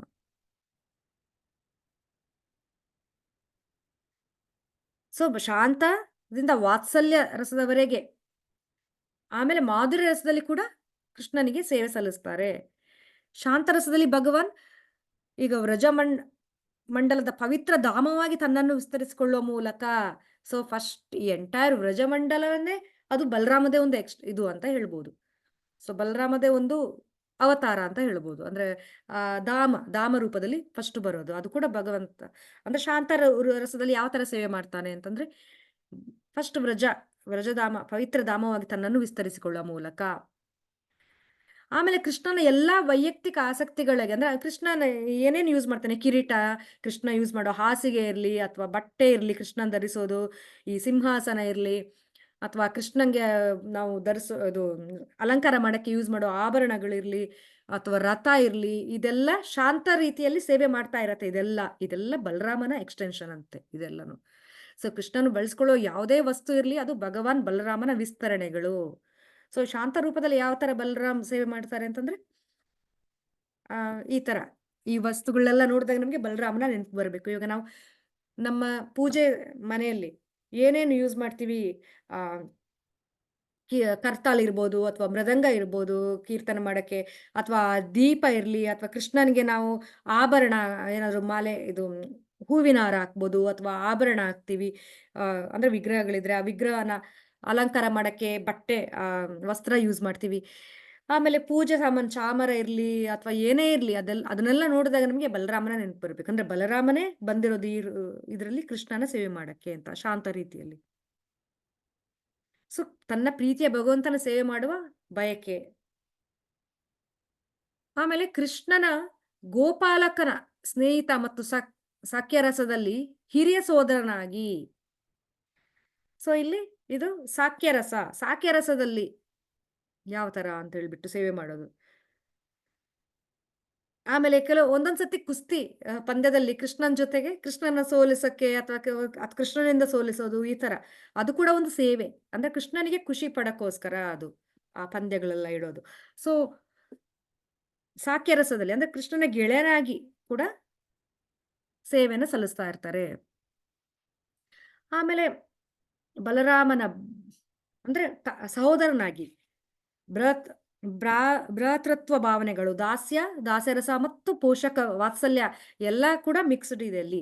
ಒಂದೊಂದ್ ಸರ್ತಿ ಅವನು ಅಂದ್ರೆ ಹಿರಿಯ ಸಹೋದರನಾಗಿ ರೆಸ್ಪಾನ್ಸಿಬಿಲಿಟಿ ಜವಾಬ್ದಾರಿ ಕೂಡ ತಗೋತಾನೆ. ಒಂದೊಂದ್ ಸರ್ತಿ ಗೆಳೆಯನಾಗಿ ಕೂಡ ಇದು ಸಾಕ್ಯರಸದಲ್ಲಿ ಕೂಡ ಇರ್ತಾನೆ. ಒಂದೊಂದ್ ಸರ್ತಿ ಆ ಸಹೋದರ ತರ ಒಂದೊಂದ್ ಸರ್ತಿ ದಾಸಂತರ ಸೇವೆ ಕೂಡ ಮಾಡ್ತಾನೆ. ಸೊ ಎಲ್ಲಾ ರೀತಿಯಲ್ಲಿ ಕೂಡ ಬಲರಾಮ ಅವನಿಗೆ ಸೇವೆನ ಸಲ್ಲಿಸ್ತಾರೆ ಕೃಷ್ಣನಿಗೆ. ವಾತ್ಸಲ್ಯ ಯಾವ ತರ ಅಂತಂದ್ರೆ ಕೆಲವೊಮ್ಮೆ ಪೋಷಕನಾಗಿ, ಅಂದ್ರೆ ಕೃಷ್ಣ ಮಣ್ಣು ತಿಂದಾಗ ಹೋಗ್ಬಿಟ್ಟು ಇಮಿಡಿಯೇಟ್ ಆಗಿ ಹೋಗಿ ಯಶೋದ ಮಾತಾ ಹತ್ರ ಹೋಗಿ ಹೇಳೋದು, ಕೃಷ್ಣ ಅಂದ್ರೆ ಬಾಯಿಗೆ ಮಣ್ಣು ಹಾಕೊಂಡ ಹೇಳ್ಬಿಟ್ಟು. ಅಂದ್ರೆ ಒಳ್ಳೆ ರೆಸ್ಪಾನ್ಸಿಬಿಲಿಟಿ ಅದನ್ನ. ಆಮೇಲೆ ಒಂದೊಂದ್ ಸತಿ ಅಂದ್ರೆ ಇವತ್ತು ಕಾಳಿಯ ಇದಕ್ಕೆ ನೀನು ಹೋಗ್ಬೇಡ ಅಂತ ಹೇಳ್ಬಿಟ್ಟು, ಕಾಳಿಯ ಅಲ್ಲಿ ಅಂದ್ರೆ ಕಾಳಿಯ ಇದು ಇದ್ದಾನೆ ಇದ್ರಲ್ಲಿ ಆ ಸರೋವರಕ್ಕೆ ಇವತ್ತು ಹೋಗ್ಬೇಡ ಅಂತ ಹೇಳ್ಬಿಟ್ಟು ಕೃಷ್ಣನಿಗೆ ಅಂದ್ರೆ ಒಳ್ಳೆ ಇದ್ರ ತರ ಪೋಷಕರ ತರ ಎಚ್ಚರಿಕೆ ಕೊಡೋದು. ಯಾಕೆಂದ್ರೆ ಕೃಷ್ಣನ ಜನ್ಮದಿನ, ತಾಯಿ ಯಶೋದ ನಿನ್ಗೆ ಸ್ನಾನ ಎಲ್ಲ ಮಾಡ್ಬೇಕು, ಸೊ ನೀನು ಮನೆಯಿಂದ ಎಲ್ಲೂ ಹೊರಗೆ ಹೋಗ್ಬಾರ್ದು ಅಂತ ಹೇಳ್ಬಿಟ್ಟು ಬಲರಾಮ ಹೇಳ್ತಾ ಇರ್ತಾರೆ. ಅಂದ್ರೆ ಎಚ್ಚರಿಕೆ ಯಾವಾಗ್ಲೂ ಕೃಷ್ಣನ ರಕ್ಷಣೆ ರೂಪದಲ್ಲಿ ಅಂದ್ರೆ ವಾತ್ಸಲ್ಯ ರಸದಲ್ಲಿ ಪೇರೆಂಟ್ಸ್ ತರ ಕೃಷ್ಣನ ರಕ್ಷಣೆ ಮಾಡೋದೇ ಒಂದು ಜವಾಬ್ದಾರಿ ಇರುತ್ತೆ. ಆಮೇಲೆ ಯಾವ ತರ ಮಾಧುರ್ಯ ರಸದಲ್ಲಿ ಕೃಷ್ಣ ಇದು ಮಾಡೋದು ಅಂತ ಹೇಳ್ಬಿಟ್ಟು, ಬಲರಾಮನು ರಾಧೆ ಮತ್ತು ಕೃಷ್ಣನ ಪ್ರೇಮ ವ್ಯವಹಾರಗಳಲ್ಲಿ ಸಹಾಯ ಮಾಡಲು ಅನಂಗಮಂಜರಿಯಾಗಿ ಕಾಣಿಸಿಕೊಳ್ಳುತ್ತಾನೆ. ಸೊ ಅನಂಗಮಂಜರಿಯಾಗಿ ಕೂಡ ಇನ್ನೊಂದು ಎಕ್ಸ್ಟೆನ್ಷನ್. ಸೊ ರಾಧಾರಾಣಿಯ ತಂಗಿಯಾಗಿ ಅಂದ್ರೆ ಅನಂಗಮಂಜರಿಯಾಗಿ ಕೂಡ ಅವನು ರಾಧಾರಾಣಿ ಜೊತೆ ಇದ್ಕೊಂಡು ಕೃಷ್ಣನಿಗೆ ಹೆಲ್ಪ್ ಮಾಡ್ತಾ ಇರ್ತಾರೆ ಅಂತ ಹೇಳ್ಬಿಟ್ಟು. ಅವಳ ಅತ್ಯಂತ ಆತ್ಮೀಯ ಆಪ್ತ ಮತ್ತು ಸಹವರ್ತಿಯಾಗಿ ವರ್ತಿಸುತ್ತಾನೆ. ಸೊ ರಾಧಾರಾಣಿಯ ಜೊತೆಗೆ ಇದ್ಕೊಂಡು ರಾಧಾಕೃಷ್ಣರ ಫಾಸ್ಟ್ ಟೈಮ್ ರಾಧಾಕೃಷ್ಣ ಲೀಲೆಗೆ ಕೂಡ ಹೆಲ್ಪ್ ಮಾಡ್ತಾನೆ. ಅನಂಗಮಂಜರಿಯಾಗಿ ಬಂದ್ಬಿಟ್ಟು ರಾಧಾಕೃಷ್ಣ ಲೀಲೆಗೆ ಹೆಲ್ಪ್ ಮಾಡ್ತಾರೆ. ಅಂದ್ರೆ ಡೈರೆಕ್ಟ್ ಆಗಿ ಬಲರಾಮ ರಾಧಾಕೃಷ್ಣ ಲೀಲೆಯಲ್ಲಿ ಬರಲ್ಲ. ಸೊ ಬಲರಾಮ ಅನಂಗಮಂಜರಿಯಾಗಿ ಬಂದ್ಬಿಟ್ಟು ರಾಧಾಕೃಷ್ಣ ಲೀಲೆಯಲ್ಲಿ ಅಂದ್ರೆ ಅಲ್ಲೇ ಇದ್ಕೊಂಡು ಬೇರೆ ಬೇರೆ ಬೇರೆ ಇದು ಅವ್ರದ್ದು ಅವತಾರದಲ್ಲಿ ಅಂದ್ರೆ ವಿಸ್ತರಣೆಯಾಗಿ ಬರ್ತಾರೆ ಅಂತ. ಸೊ ರಾಧಾಗೆ ಕೃಷ್ಣನ ಭೇಟಿ ಮಾಡಲು ವ್ಯವಸ್ಥೆ ಮಾಡೋದು ಇದೆಲ್ಲ ಅಂದ್ರೆ ಬಲರಾಮನೇ ಹೆಲ್ಪ್ ಮಾಡೋದು. ಒಂದು ಗೋಪಿಯ ರೂಪದಲ್ಲಿ ಅಂದ್ರೆ ಅನಂಗಮಂಜರಿಯ ರೂಪದಲ್ಲಿ ಕೂಡ ಬಂದು ಕೂಡ ಹೆಲ್ಪ್ ಮಾಡ್ತಾರೆ ಬಲರಾಮ. ಈ ರೀತಿಯಾಗಿ ಬಲರಾಮನು ಎಲ್ಲಾ 5 ಪ್ರಾಥಮಿಕ ರಸಗಳು, ಶಾಂತರಸ, ದಾಸ್ಯರಸ, ಸಾಕ್ಯರಸ, ವಾತ್ಸಲ್ಯ ರಸ, ಮಾಧುರ್ಯ ರಸ, ಎಲ್ಲಾ ರಸಗಳಲ್ಲೂ ಕೂಡ ಕೃಷ್ಣನಿಗೆ ಸೇವೆ ಮಾಡೋದು. ಅಂದ್ರೆ ಬಲರಾಮ ಸೇವೆ ಸಲ್ಲಿಸ್ತಾ ಇರ್ತಾನೆ. ಆಮೇಲೆ ಬಲರಾಮ ಅಂದ್ರೆ ಕೃಷ್ಣ ಎಷ್ಟೊಂದು ರಾಕ್ಷಸರುಗಳನ್ನ ನೀವು ನೋಡಿರ್ಬೋದು. ಶಕಟಾಸುರ, ಅಗಾಸುರ, ಕಾಳಿಯ, ತೃಣಾವರ್ತ, ಪೂತನ, ಈ ತರ ಎಷ್ಟೊಂದು ಅಂದ್ರೆ ಕೃಷ್ಣ ಬುಕ್ಕಲ್ಲಿ ನೀವೆಲ್ಲ ಹೆಸರು ಕೇಳಿರ್ಬೋದು ಅಥವಾ ಭಾಗವತಂ 10ನೇ ಸ್ಕಂದದಲ್ಲಿ. ಆದ್ರೆ ಬಲರಾಮ ಇಂಪಾರ್ಟೆಂಟ್ ಆಗಿ ಧೇನುಕಾಸುರ ಮತ್ತು ಪ್ರಲಂಬಾಸುರ ಅನ್ನೋ 2 ರಾಕ್ಷಸರನ್ನ ಸಂಹಾರ ಮಾಡಿರೋದು ಬಲರಾಮ. ಸೊ ಇದು ಅಂದ್ರೆ ಧೇನುಕ ಅಂತಂದ್ರೆ ಕತ್ತೆಯ ರೂಪದಲ್ಲಿ ಬಂದಿರೋದು. ಒಂದು ರಾಕ್ಷಸ ಕಂಸ ಕಳ್ಸಿರೋದು ಕತ್ತೆಯ ರೂಪದಲ್ಲಿ ಒಂದು ರಾಕ್ಷಸನು. ಸೊ ಯಾವ್ಯಾವ ರಾಕ್ಷಸರು ಬಂದಿದ್ದಾರೆ ಇದೆಲ್ಲದಕ್ಕೂನು ಒಂದೊಂದು ಅರ್ಥವನ್ನ ಕೊಟ್ಟಿದ್ದಾರೆ ಆಚಾರ್ಯರು. ಸೊ ನಮ್ಮಲ್ಲಿರೋ ಈ ಅನರ್ಥವನ್ನು ಕೃಷ್ಣ ಸಂಹಾರ ಮಾಡ್ತಾನೆ ಅಂತ ಹೇಳ್ಬಿಟ್ಟು. ಅಂದ್ರೆ ಕೃಷ್ಣ ಭಕ್ತಿ ಮಾಡ್ತಾ ಮಾಡ್ತಾ ನಮ್ಮಲ್ಲಿರೋ ಕಾಮ, ಕ್ರೋಧ, ಲೋಭ, ಮೋಹ, ಮದ, ಮತ್ಸರ ಇದೆಲ್ಲ ನಮ್ಮಿಂದ ದೂರ ಆಗುತ್ತೆ. ಸೊ ಈ ಒಂದೊಂದು ರಾಕ್ಷಸರಿಗೆ ಆ ಒಂದೊಂದು ಅನರ್ಥಗಳ ಬಗ್ಗೆ ಅಂದ್ರೆ ಹೇಳಿದ್ದಾರೆ. ಸೊ ಇದು ತಾಳವನ ಅಂತ ಅಂದ್ರೆ ತಾಳೆ ಹಣ್ಣುಗಳು ಅಲ್ಲಿರತ್ತೆ. ತಾಳವನದಲ್ಲಿ ತುಂಬಾ ಅಂದ್ರೆ ಅಲ್ಲಿರೋ ತುಂಬಾ ಬೇರೆ ಬೇರೆ ಹಣ್ಣುಗಳು ಕೂಡ ಇರತ್ತೆ. ಸೊ ಅದ್ರಲ್ಲಿ ಒಂದು ತಾಳೆ ಹಣ್ಣು ಕೂಡ. ಆದ್ರೆ ಅಲ್ಲಿ ಹೋಗಕ್ಕೆ ಎಲ್ರೂ ಭಯ ಪಡ್ತಾ ಇರ್ತಾರೆ. ಯಾಕೆಂದ್ರೆ ಧೇನುಕ ಅನ್ನೋ ಒಂದು ರಾಕ್ಷಸ ಅಲ್ಲಿ ಇರ್ತಾನೆ. ಒಮ್ಮೆ ಗೋಪಾಲಕರು ಒಂದು ದೊಡ್ಡ ತೋಪು ಅಂದ್ರೆ ಒಂದು ಮರಗಳಿರೋ ಒಂದು ದೊಡ್ಡ ಒಂದು ಪ್ಲೇಸ್ ಇದೆ ಅಲ್ಲಿ ತಾಳವನ ಅಂತ ಹೇಳ್ಬೋದು. ಒಂದು ಫಾರೆಸ್ಟ್. ಅಲ್ಲಿ ರುಚಿಕರವಾದ ಹಣ್ಣುಗಳನ್ನು ಹೊಂದಿರುವ ತಾಳೆ ಹಣ್ಣು ಮತ್ತೆ ಅಲ್ಲಿ ಇರೋ ತಾಳೆ ಗರಿಗಳು ಅದ್ರ ಬಗ್ಗೆ ಅಲ್ಲಿ ಹೋಗ್ಬೇಕು ಅಂತ ಪ್ಲಾನ್ ಮಾಡ್ತಾರೆ. ಆದ್ರೆ ಅಲ್ಲಿ ಹೋಗಕ್ಕೆ ಧೈರ್ಯ ಇಲ್ಲ. ಯಾಕೆಂದ್ರೆ ಕತ್ತೆ ರೂಪದಲ್ಲಿರೋ ರಾಕ್ಷಸನಾದ ಧೇನುಕ ಅಲ್ಲಿ ಕಾವಲು ಮಾಡ್ತಾ ಇತ್ತು. ಯಾರು ಅಲ್ಲಿ ಬರಬಾರ್ದು ಅಂತ ಹೇಳ್ಬಿಟ್ಟು. ಆ ಧೇನುಕನೇ ಅಲ್ಲಿರೋ ಹಣ್ಣುಗಳನ್ನೆಲ್ಲ ತಿಂತಾ ಇತ್ತು.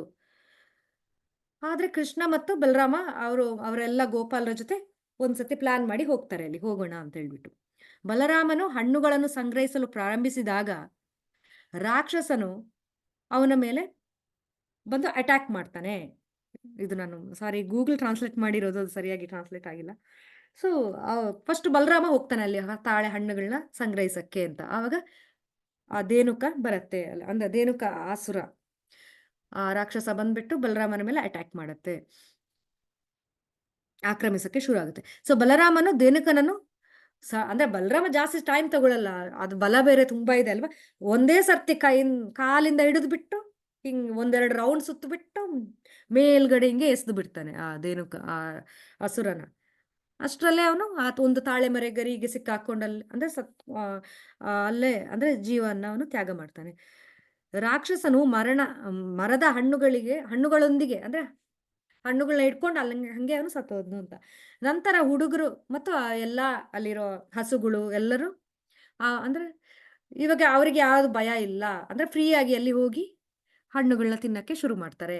ಸೊ ಆಮೇಲೆ ಎಲ್ರುನು ಅಲ್ಲಿ ಅಂದ್ರೆ ಫ್ರೀ ಆಗಿ ಏನು ಭಯಭೀತಿ ಇಲ್ಲದೆ ತಾಳವನಕ್ಕೆ ಹೋಗಲು ಸಾಧ್ಯವಾಯಿತು. ಬಲರಾಮ ಧೇನುಕಾಸುರನ್ನ ಸಂಹಾರ ಮಾಡಿರೋದ್ರಿಂದ. ಧೇನುಕ ಅಂದ್ರೆ ಕತ್ತೆ ರೂಪದಲ್ಲಿ ಬಂದಿರೋದದು. ಅತಿಯಾದ ಹೊರೆ ಹೊರುವ ಕೆಟ್ಟ ಮನಸ್ಥಿತಿಯನ್ನು ಅವನು ಪ್ರತಿನಿಧಿಸ್ತಾನೆ. ಅಂದ್ರೆ ಅತಿಯಾದ ಹೊರೆ ಅಂದ್ರೆ ನಮ್ಗೆ ಬೇಡದೇ ಇರೋ ಅಜ್ಞಾನ ಅಂತ ಹೇಳ್ಬೋದು. ಕೃಷ್ಣ ಭಕ್ತಿಗೆ ನಮ್ಗೆ ಒಂದು ಮಾಯವಾದ ಫಿಲಾಸಫಿ ಅಂತ ಕೂಡ ಹೇಳ್ಬೋದು. ಅಂದ್ರೆ ಯಾವಾಗ್ಲೂ ಇಂದ ದೂರ ಮಾಡತ್ತೆ ಕೃಷ್ಣನ ರೂಪವನ್ನ ನಮ್ಗೆ ನೋಡೋ ಇದ್ರಿಂದ. ಇನ್ನೊಂದು ಭಗವಂತನ ಸೇವಕರಾದ ನಮ್ಮ ಸ್ವಭಾವದ ಬಗ್ಗೆ ಸಂಪೂರ್ಣ ಅಜ್ಞಾನ. ಸೊ ಕತ್ತೆಗೆ ಮೂರ್ಖತನ ಅಲ್ಲ, ಕತ್ತೆಗೆ ಗೊತ್ತಿಲ್ಲ ಅಂದ್ರೆ ಅದರದ್ದು ಅದರ ಯಜಮಾನ ಅದನ್ನ ಕತ್ತೆ ತರ ದುಡಿಸ್ತಾರೆ ಅಂತೇಳಿ ಅದಕ್ಕೆ ಗೊತ್ತಿಲ್ಲ. ಅದು ಮೂರ್ಖ ಅದು. ಅದೇ ತರ ನಮ್ಮ ನಿಜವಾಗಿರೋ ನಮ್ಮ ಸ್ವರೂಪ ಏನು, ಅದು ಕೃಷ್ಣನ ಸೇವಕವಾಗಿರೋದು ಅದು ನಮ್ಗೆ ಗೊತ್ತಿಲ್ಲ. ಸೊ ಭಗವಂತನ ನಿಜವಾದ ಸೇವಕವಾಗಿರೋ ಅಂದ್ರೆ ಜೀವನ ನಿಜವಾದ ಸ್ವರೂಪ ಕೃಷ್ಣನ ದಾಸ ನಮ್ದು. ಅದನ್ನ ನಾವು ಮರ್ತು ಬಿಟ್ಟಿದೀವಿ. ಅದು ಆ ಅಜ್ಞಾನ. ಸೊ ಅದು ನಮ್ಗೆ ಗುರುಗಳು ಮಾತ್ರ ಕೊಡಕ್ಕೆ ಸಾಧ್ಯ ಆ ಅಜ್ಞಾನ. ಅದಕ್ಕೆ ಅಂದ್ರೆ ಬಲರಾಮ ನಮ್ಮಲ್ಲಿರುವ ಅಜ್ಞಾನವನ್ನ ದೂರ ಮಾಡ್ತಾರೆ. ಗುರುಗಳು ನಮ್ಮಲ್ಲಿರುವ ಅಜ್ಞಾನವನ್ನ ದೂರ ಮಾಡ್ತಾರೆ. ಸೊ ಇಲ್ಲಿ ಯಾವ ತರ ಬಲರಾಮ ಪ್ರಲಂಬಾಸುರನನ್ನ ಸಂಹಾರ ಮಾಡಿದಾರೋ ಆ ಕತ್ತೆ ರಾಕ್ಷಸನ್ನ, ಅದೇ ತರ ಇಲ್ಲಿ ಅಜ್ಞಾನವನ್ನ ದೂರ ಮಾಡ್ತಾರೆ. ಇನ್ನೊಂದು ನಮ್ಗೆ ಸೇವಕ ಅನ್ನೋ ಭಾವನೆ ನಮ್ಗೆ ನಾವು ಮರ್ತು ಬಿಟ್ಟಿದೀವಿ. ನಾವೇ ಯಜಮಾನ ಅನ್ನೋ ಭಾವನೆಯನ್ನ ಹೊಂದಿದೀವಿ. ನಾವು ಕೃಷ್ಣನ ಸೇವಕ ಅನ್ನೋದನ್ನ ನಮ್ಗೆ ಆ ಜ್ಞಾನವನ್ನ ನಮ್ಗೆ ಆ ಸಂಪೂರ್ಣ ಅಜ್ಞಾನ ಇದೆ ನಮ್ಗೆ. ಅದು ಕೃಷ್ಣನ ಸೇವಕ ಅಲ್ಲ ಅನ್ನೋದು ಆ ಜ್ಞಾನವನ್ನ ನಮ್ಗೆ ಕೊಡಕ್ಕೆ ಹೆಲ್ಪ್ ಮಾಡ್ತಾರೆ ಗುರುಗಳು. ಸೊ ಧೇನುಕ ಎನ್ನುವುದು ತಪ್ಪು ದಾರಿಗೆ ಎಳೆಯುವ ಮನಸ್ಥಿತಿ. ನಾವು ಸ್ಪಿರಿಚುವಲ್ ಪ್ರಾಕ್ಟೀಸ್ ಮಾಡ್ತಾ ಇದ್ರು ಕೂಡ ಒಂದೊಂದ್ಸರ್ತಿ ನಮ್ಗೆ ಹಳೇ ಚಟಗಳು ಮತ್ತೆ ವಾಪಸ್ ಬರ್ಬೋದು. ನಮ್ದು ಚಾಂಟಿಂಗ್ ಅಥವಾ ನಮ್ಮ ಪ್ರಾಕ್ಟೀಸ್ ಸರಿಯಾಗಿ ಇಲ್ಲದೆ ಇದ್ರೆ ಮತ್ತೆ ಮತ್ತೆ ಬರ್ಬೋದು ಆ ಹಳೆ ಕೆಟ್ಟ ಚಟಗಳಿರ್ಲಿ ಅಥವಾ ಏನೇ ಆ ಸ್ವಭಾವಗಳಿರ್ಲಿ. ಸೊ ತಪ್ಪು ದಾರಿಗೆ ಎಳೆಯುವ ಆ ಮನಸ್ಥಿತಿ ಅದು. ಯಾವುದು ನಿಜವಾಗಿ ಯಾವುದು ಮತ್ತು ಯಾರನ್ನು ಪೂಜಿಸಲು ಯೋಗ್ಯವಾಗಿದೆ ಎಂಬ ಭ್ರಮೆಯನ್ನುಂಟು ಮಾಡ್ತದೆ. ಒಂದೊಂದು ಸರ್ತಿ ನಮ್ಗೆ ಇಷ್ಟೆಲ್ಲ ನಾವು ಭಗವದ್ಗೀತೆ ಓದಿದ್ರು ಕೂಡ ನಮ್ಗೆ ಒಂದೊಂದು ಸರ್ತಿ ಭ್ರಮೆ ಬರತ್ತೆ. ಮತ್ತೆ ಮತ್ತೆ ಆ ದೇವಿಗಳನ್ನ ಅಥವಾ ಬೇರೆ ಯಾವ್ದಾದೋ ದೇವತೆಗಳನ್ನ ನಾವು ಪೂಜೆ ಮಾಡಕ್ಕೆ ನಮ್ಗೆ ನಮ್ಮ ಮನಸ್ಸು ಹೇಳ್ತಾ ಇರ್ಬೋದು. ಅಂದ್ರೆ ಅದೇನುಕನಾಗಿ ಆ ಭ್ರಾಂತಿ ನಮ್ಗೆ ಅದು ತರತ್ತೆ. ನಮ್ಮಲ್ಲಿ ಎಲ್ಲರಲ್ಲೂ ಇರತ್ತೆ ಆ ರಾಕ್ಷಸ. ಒಂದು ಅಜ್ಞಾನ ಅನ್ನೋ ರಾಕ್ಷಸ. ಇನ್ನೊಂದು ದ್ವಂದ್ವ ಸ್ಥಿತಿ ಭ್ರಾಂತಿ. ಸೊ ಇದು ಭಗವಂತನ ಪವಿತ್ರ ನಾಮದ ದೈವಿಕ ಸ್ವಭಾವದ ಮೂರ್ಖ ವ್ಯಾಖ್ಯಾನಗಳನ್ನು ಪ್ರಚೋದಿಸ್ತದೆ. ಅಂದ್ರೆ ಭಗವಂತನ ನಾಮದ ದೈವಿಕ ಸ್ವಭಾವ ನಮ್ಗೆ ಗೊತ್ತಿಲ್ಲದೆ ಇರೋ ತರ ಬೇರೆನೇ ಇಂಪಾರ್ಟೆನ್ಸ್ ಅನ್ನೋ ಮೂರ್ಖ ಇದನ್ನ ನಮ್ಗೆ ಪ್ರಚೋದನೆ ಮಾಡುತ್ತೆ ನಮ್ಮಲ್ಲಿ. ಅಂದ್ರೆ ಭ್ರಾಂತಿಯನ್ನು ಉಂಟು ಮಾಡುತ್ತೆ. ಆಮೇಲೆ ಅಂದ್ರೆ ಕೃಷ್ಣ ನಾಮ ಮತ್ತೆ ರೂಪ. ಕೃಷ್ಣ ಮತ್ತು ಕೃಷ್ಣ ನಾಮಕ್ಕೆ ಡಿಫರೆನ್ಸೇ ಇಲ್ಲ. ಆದ್ರೂ ಕೂಡ ನಮ್ಗೆ ಭ್ರಾಂತಿಯನ್ನು ಉಂಟು ಮಾಡುತ್ತೆ. ಈಗ ನಾವು ಹರಿನಾಮ ಜಪ ಮಾಡಬೇಕಾದ್ರೆ ಹರಿನಾಮ ಮತ್ತು ಕೃಷ್ಣ ಬೇರೆ ಅಲ್ಲ. ಅದೆರಡು ಒಂದೇ. ಆದ್ರೆ ನಮ್ಗೆ ಅದು ಅಜ್ಞಾನ ಇದೆ. ನಮ್ಗೆ ಅದು ಭ್ರಾಂತಿ. ಅಂದ್ರೆ ನಮ್ಗೆ ಅದು ಇನ್ನೂ ಕನ್ವಿನ್ಸ್ ಆಗಿಲ್ಲ. ಹರಿನಾಮ ಮತ್ತು ಕೃಷ್ಣ ಒಂದೇ ಅನ್ನೋದು. ಸೊ ನಾ ಸೊ ಅದು ಧೇನುಕಾಸುರ ಪ್ರಭಾವದಿಂದ ಆ ತರ ಆಗುತ್ತೆ. ಸೊ ನಮ್ಗೆ ಬಲರಾಮನ ಕೃಪೆ ಇದ್ರೆ, ಅಂದ್ರೆ ಗುರುಗಳ ಕೃಪೆ ಇದ್ರೆ ಮಾತ್ರ ಇದರಿಂದ ನಮ್ಗೆ ಈ ಭ್ರಾಂತಿಯಿಂದ ನಾವು ಹೊರಗಡೆ ಬರ್ಬೋದು. ಧೇನುಕವು ಸ್ಥೂಲವಾದ ಭೌತಿಕ ಬುದ್ಧಿ ಮತ್ತೆಯ ಮೂಲಕ ಆತ್ಮಜ್ಞಾನದ ಅಜ್ಞಾನವನ್ನು ಪ್ರತಿನಿಧಿಸುತ್ತದೆ. ಸೊ ಕತ್ತೆ ಅಂತ ಮೂರ್ಖತನ ಅಂತ ಹೇಳ್ಬೋದು. ಸೊ ಸತ್ಯದ ಅಜ್ಞಾನ. ಸತ್ಯ ಅಂದ್ರೆ ಏನು? ಪರಮ ಸತ್ಯ ಅಂದ್ರೆ ಸತ್ ಚಿತ್ ಆನಂದ. ಅಂದ್ರೆ ಈ ಎಟರ್ನಲ್ ಅಂದ್ರೆ ಭಗವಂತ ಈ ಸತ್ಯದ ಆ ಪರಬ್ರಹ್ಮನ ಜ್ಞಾನದಿಂದ ನಮ್ಗೆ ಅಜ್ಞಾನವನ್ನ ನಮ್ಮಲ್ಲಿ ತಂದು ಕೊಡುತ್ತೆ ಆ ಧೇನುಕಾಸುರ. ಒಬ್ಬರ ಆಧ್ಯಾತ್ಮಿಕ ಗುರುತಿನ ಜ್ಞಾನದ ನಷ್ಟ, ಕೃಷ್ಣ ಮತ್ತು ಅವನ ಹೆಸರಿನ ವ್ಯತ್ಯಾಸದ ಬಗ್ಗೆ ಅಜ್ಞಾನ, ಕೃಷ್ಣನೊಂದಿಗಿನ ನಮ್ಮ ಸಂಬಂಧ ಅಜ್ಞಾನ, ಇದನ್ನೆಲ್ಲಾನು ಸೂಚಿಸ್ತದೆ ಧೇನುಕ. ಆಮೇಲೆ ಇನ್ನೊಂದು ಇದು ಅಸುರನ ಸಂಹಾರ ಮಾಡಿರೋದು ಪ್ರಲಂಬಾಸುರ ಅಂತ. ಸೊ ಪ್ರಲಂಬಾಸುರ ಏನನ್ನ ಸೂಚಿಸ್ತದೆ ಅಂತಂದ್ರೆ ವೈಯಕ್ತಿಕ ಲಾಭ, ಪೂಜೆ ಮತ್ತು ಗೌರವ. ಈಗ ನಾವು ಸ್ಪಿರಿಚುವಲ್ ಪ್ರಾಕ್ಟೀಸ್ ಮಾಡ್ತಾ ನೋಡಿ ಫಸ್ಟ್ ಇದು ಧೇನುಕಾಸುರ ಅಲ್ಲ. ಧೇನುಕಾಸುರನ್ನ ಸಂಹಾರ ಮಾಡಿದ್ಮೇಲೆ ನಮ್ಗೆ ಗೊತ್ತಾಗುತ್ತೆ ಓಕೆ ಕೃಷ್ಣನ ಸೇವೆ ಮಾಡಬೇಕು ಅಂತ ಹೇಳ್ಬಿಟ್ಟು. ಅಂದ್ರೆ ಈ ಆ ಜ್ಞಾನ ನಮ್ಗೆ ಸಿಗತ್ತೆ ಕೃಷ್ಣ ಭಕ್ತಿ ಮಾಡಬೇಕು ಅಂತ ಹೇಳ್ಬಿಟ್ಟು. ಆ ಕೃಷ್ಣ ಭಕ್ತಿ ಮಾಡ್ತಾ ನಮ್ಗೆ ಒಂದೊಂದ್ ಸರ್ತಿ ನಾವು ನಮ್ದೇ ಆಗಿರೋ ವೈಯಕ್ತಿಕ ಲಾಭವನ್ನ ನಾವು ಬಯಸ್ತೀವಿ. ಆಮೇಲೆ ಮಾನ ಪೂಜಾ ಪ್ರತಿಷ್ಠೆಯನ್ನ ಬಯಸ್ಬೋದು. ಒಂದೊಂದ್ ಸರ್ತಿ ನಾನೇ ದೊಡ್ಡ ಡಿವೋಟಿ ಅಂತ ನಾವು ಹೇಳಕ್ಕೆ ಇಷ್ಟಪಡ್ಬೋದು ಕೆಲವರು. ಅಥವಾ ಎಲ್ರು ನಂಗೆ ರೆಸ್ಪೆಕ್ಟ್ ಮಾಡ್ಬೇಕು ಅನ್ನೋ ಫೀಲಿಂಗ್ ಅದು ಅಂದ್ರೆ ಆಟೋಮೆಟಿಕ್ ಆಗಿ ಬಂದೇ ಬರುತ್ತೆ. ಯಾಕೆ ನನ್ನನ್ನ ಯಾರು ಇದು ಮಾಡಲ್ಲ, ಬೇರೆಯವರಿಗೆ ಯಾಕೆ ಇಂಪಾರ್ಟೆನ್ಸ್ ಕೊಡ್ತಾರೆ ಅನ್ನೋ ಫೀಲಿಂಗ್ ಬರ್ಬೋದು. ಅಂದ್ರೆ ಭಕ್ತರ ಜೊತೆ ಇರ್ಬೇಕಾದ್ರೂನು. ಸೊ ಅದು ಕೂಡ ನಮ್ಗೆ ಗುರುಗಳ ಸಹಾಯದಿಂದ ಮಾತ್ರ ಅದನ್ನ ಅಂದ್ರೆ ಬಲರಾಮ ಅದನ್ನ ಕೂಡ ಸಂಹಾರ ಮಾಡಿರೋದು ಪ್ರಲಂಬಾಸುರ. ಅಂದ್ರೆ ವೈಯಕ್ತಿಕ ಲಾಭ, ಪೂಜೆ ಮತ್ತು ಗೌರವ. ಇನ್ನೊಂದು ಕಾಮವನ್ನು ಕೂಡ ಅಂದ್ರೆ ಲಸ್ಟ್ ಕೂಡ ಪ್ರಲಂಬಾಸುರ ಸಿಗ್ನಿಫೈಸ್. ನಮ್ಮ ಹೃದಯದಲ್ಲಿರುವ ಅನರ್ಥಗಳು ಕಾಮ, ಲೋಭ ಮತ್ತು ಕ್ರೋಧದಂತ ಅನಗತ್ಯ ಗುಣಗಳನ್ನು ಪ್ರತಿನಿಧಿಸ್ತವೆ. ಸೊ ಇನ್ನೊಂದು ರಾಕ್ಷಸ ದ್ವಿಧ ಅಂತ ಕೂಡ ಇದು ಮಾಡಿರೋದು. ಅದೇ ಮೇನ್ ಆಗಿ ಬಲರಾಮ ಜಯಂತಿ ಟೈಮಲ್ಲಿ ಧೇನುಕಾಸುರ ಮತ್ತು ಪ್ರಲಂಬಾಸುರ ಬಗ್ಗೆ ಅಂದ್ರೆ ಒಂದು ಕ್ಲಾಸ್ ಸಾಕಾಗಲ್ಲ. ಅಷ್ಟು ಅಂದ್ರೆ ಅದರ ಬಗ್ಗೆ ಹೇಳ್ತಾರೆ. ಅಂದ್ರೆ ಯಾಕೆ ನಮ್ಮಲ್ಲಿ ಈ ಈ ಇರತ್ತೆ ಅಂದ್ರೆ ಒಂದು ಅಜ್ಞಾನದ ಬಗ್ಗೆ, ಅದ್ರ ಬಗ್ಗೆ. ಇನ್ನೊಂದು ಆ ಜ್ಞಾನ ಬಂದ್ಮೇಲೆ ಅಂದ್ರೆ ಕೃಷ್ಣ ಭಕ್ತಿ ಮಾಡ್ಬೇಕಂತ ಗೊತ್ತಾದ್ಮೇಲೆ ಭಕ್ತಿ ಪ್ರಾಕ್ಟೀಸ್ ಮಾಡ್ತಾ ನಮ್ಮಲ್ಲಿ ಎಷ್ಟೊಂದು ಅನರ್ಥಗಳು ಬರುತ್ತೆ. ಈ ಅನರ್ಥಗಳನ್ನು ಅಂದ್ರೆ ಸೇವೆ ಮಾಡ್ತಾ ಇದ್ರೆ ಕೂಡ ನಾನೇ ಜಾಸ್ತಿ ಸೇವೆ ಮಾಡೋದು ಅನ್ನೋ ನಮ್ಗೆ ಕಾಂಪಿಟೇಷನ್ ಮನೋಭಾವ ಬರ್ಬೋದು. ಸೊ ಇದನ್ನೆಲ್ಲ ಅಂದ್ರೆ ಇದ್ರ ಬಗ್ಗೆನೇ ಜಾಸ್ತಿ ಎಕ್ಸ್‌ಪ್ಲೇನ್ ಮಾಡ್ತಾರೆ. ಸೊ ಪ್ರಲಂಬಾಸುರ ಆದ್ರೆ ಒಂದ್ ಸರ್ತಿ ಅಂದ್ರೆ ಬಂಡೀರವನ ಆ ಅಂದ್ರೆ ಆ ಹಸುಗಳ್ನ ಕೃಷ್ಣ ಮತ್ತು ಬಲರಾಮ ಮತ್ತು ಅವರ ಎಲ್ಲ ಗೆಳೆಯರು ಹಸುಗಳ್ನ ಮೇಯಿಸ್ಕೊಂಡು ಹೋಗ್ತಾರೆ.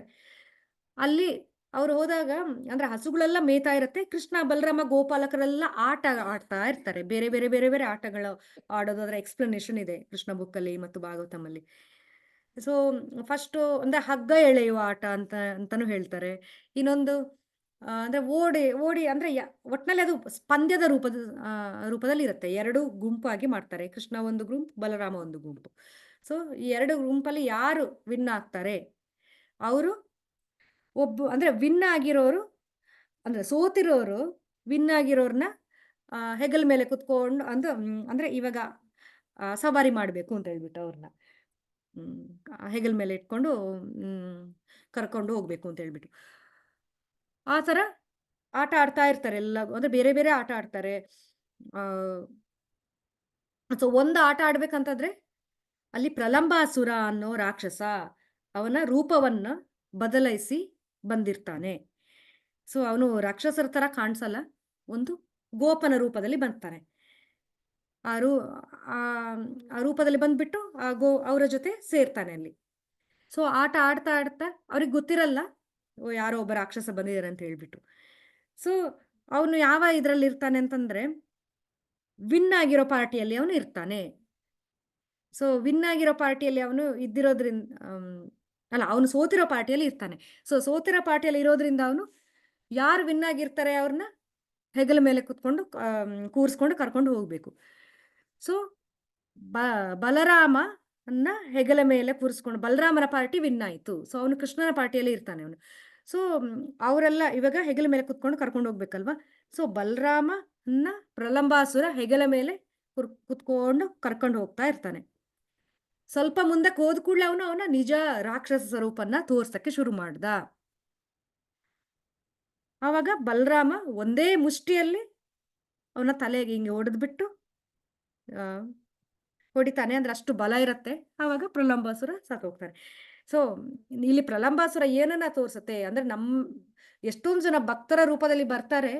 ಆದ್ರೆ ಅವರು ಅಂದ್ರೆ ನೋಡಕ್ಕೆ ಮಾತ್ರ ಭಕ್ತರ ತರ ಇರ್ತಾರೆ. ಅಂದ್ರೆ ಪ್ರಾಕ್ಟೀಸ್ ಮಾಡ್ತಾ ಇರ್ಬೋದು ಅವರು ಕೂಡ. ಆದ್ರೆ ಅವರ ಇಂಟೆನ್ಷನ್ ಬೇರೆ ಇರುತ್ತೆ ಹಿಂದಿಂದ. ಅವ್ರಿಗೆ ವೈಯಕ್ತಿಕ ಲಾಭ ಬಯಕೆ ಇರ್ಬೋದು, ಅಥವಾ ಮಾನ ಬೇಕು, ನನಗೆ ಪ್ರತಿಷ್ಠೆ ಬೇಕು, ಪೂಜೆ, ಎಲ್ಲರೂ ನನ್ನ ಪೂಜೆ ಮಾಡಬೇಕು ಅನ್ನೋ ಅಹಂಕಾರ ಇರ್ಬೋದು ಅವರಲ್ಲಿ, ಅಥವಾ ನಾನೇ ದೊಡ್ಡದು ಅಂತೇಳಿ ತೋರಿಸ್ಬೇಕು ಅನ್ನೋ ಅವ್ರದ್ದು ಮನೋಭಾವ ಇರ್ಬೋದು. ಸೊ ಪ್ರೈಡ್ ಅಂತ ಹೇಳ್ಬೋದು, ಈ ದರ್ಪ. ಸೊ ಅದು ಭಕ್ತಿ ಮಾಡ್ತಾ ಮಾಡ್ತಾ ಬರುತ್ತೆ. ಅದು ಭಕ್ತಿ ಮಾಡ್ತಾ ಬರುತ್ತೆ ಅಂತಲ್ಲ, ಎಲ್ಲರಲ್ಲಿ ಇರುತ್ತೆ ಅದು. ಒಂದೊಂದ್ಸತಿ ಗೊತ್ತಿಲ್ಲದೆ ಇರೋ ತರ ನಮ್ಮಲ್ಲಿ ಅದು ಆ ಅನರ್ಥ ಇರುತ್ತೆ.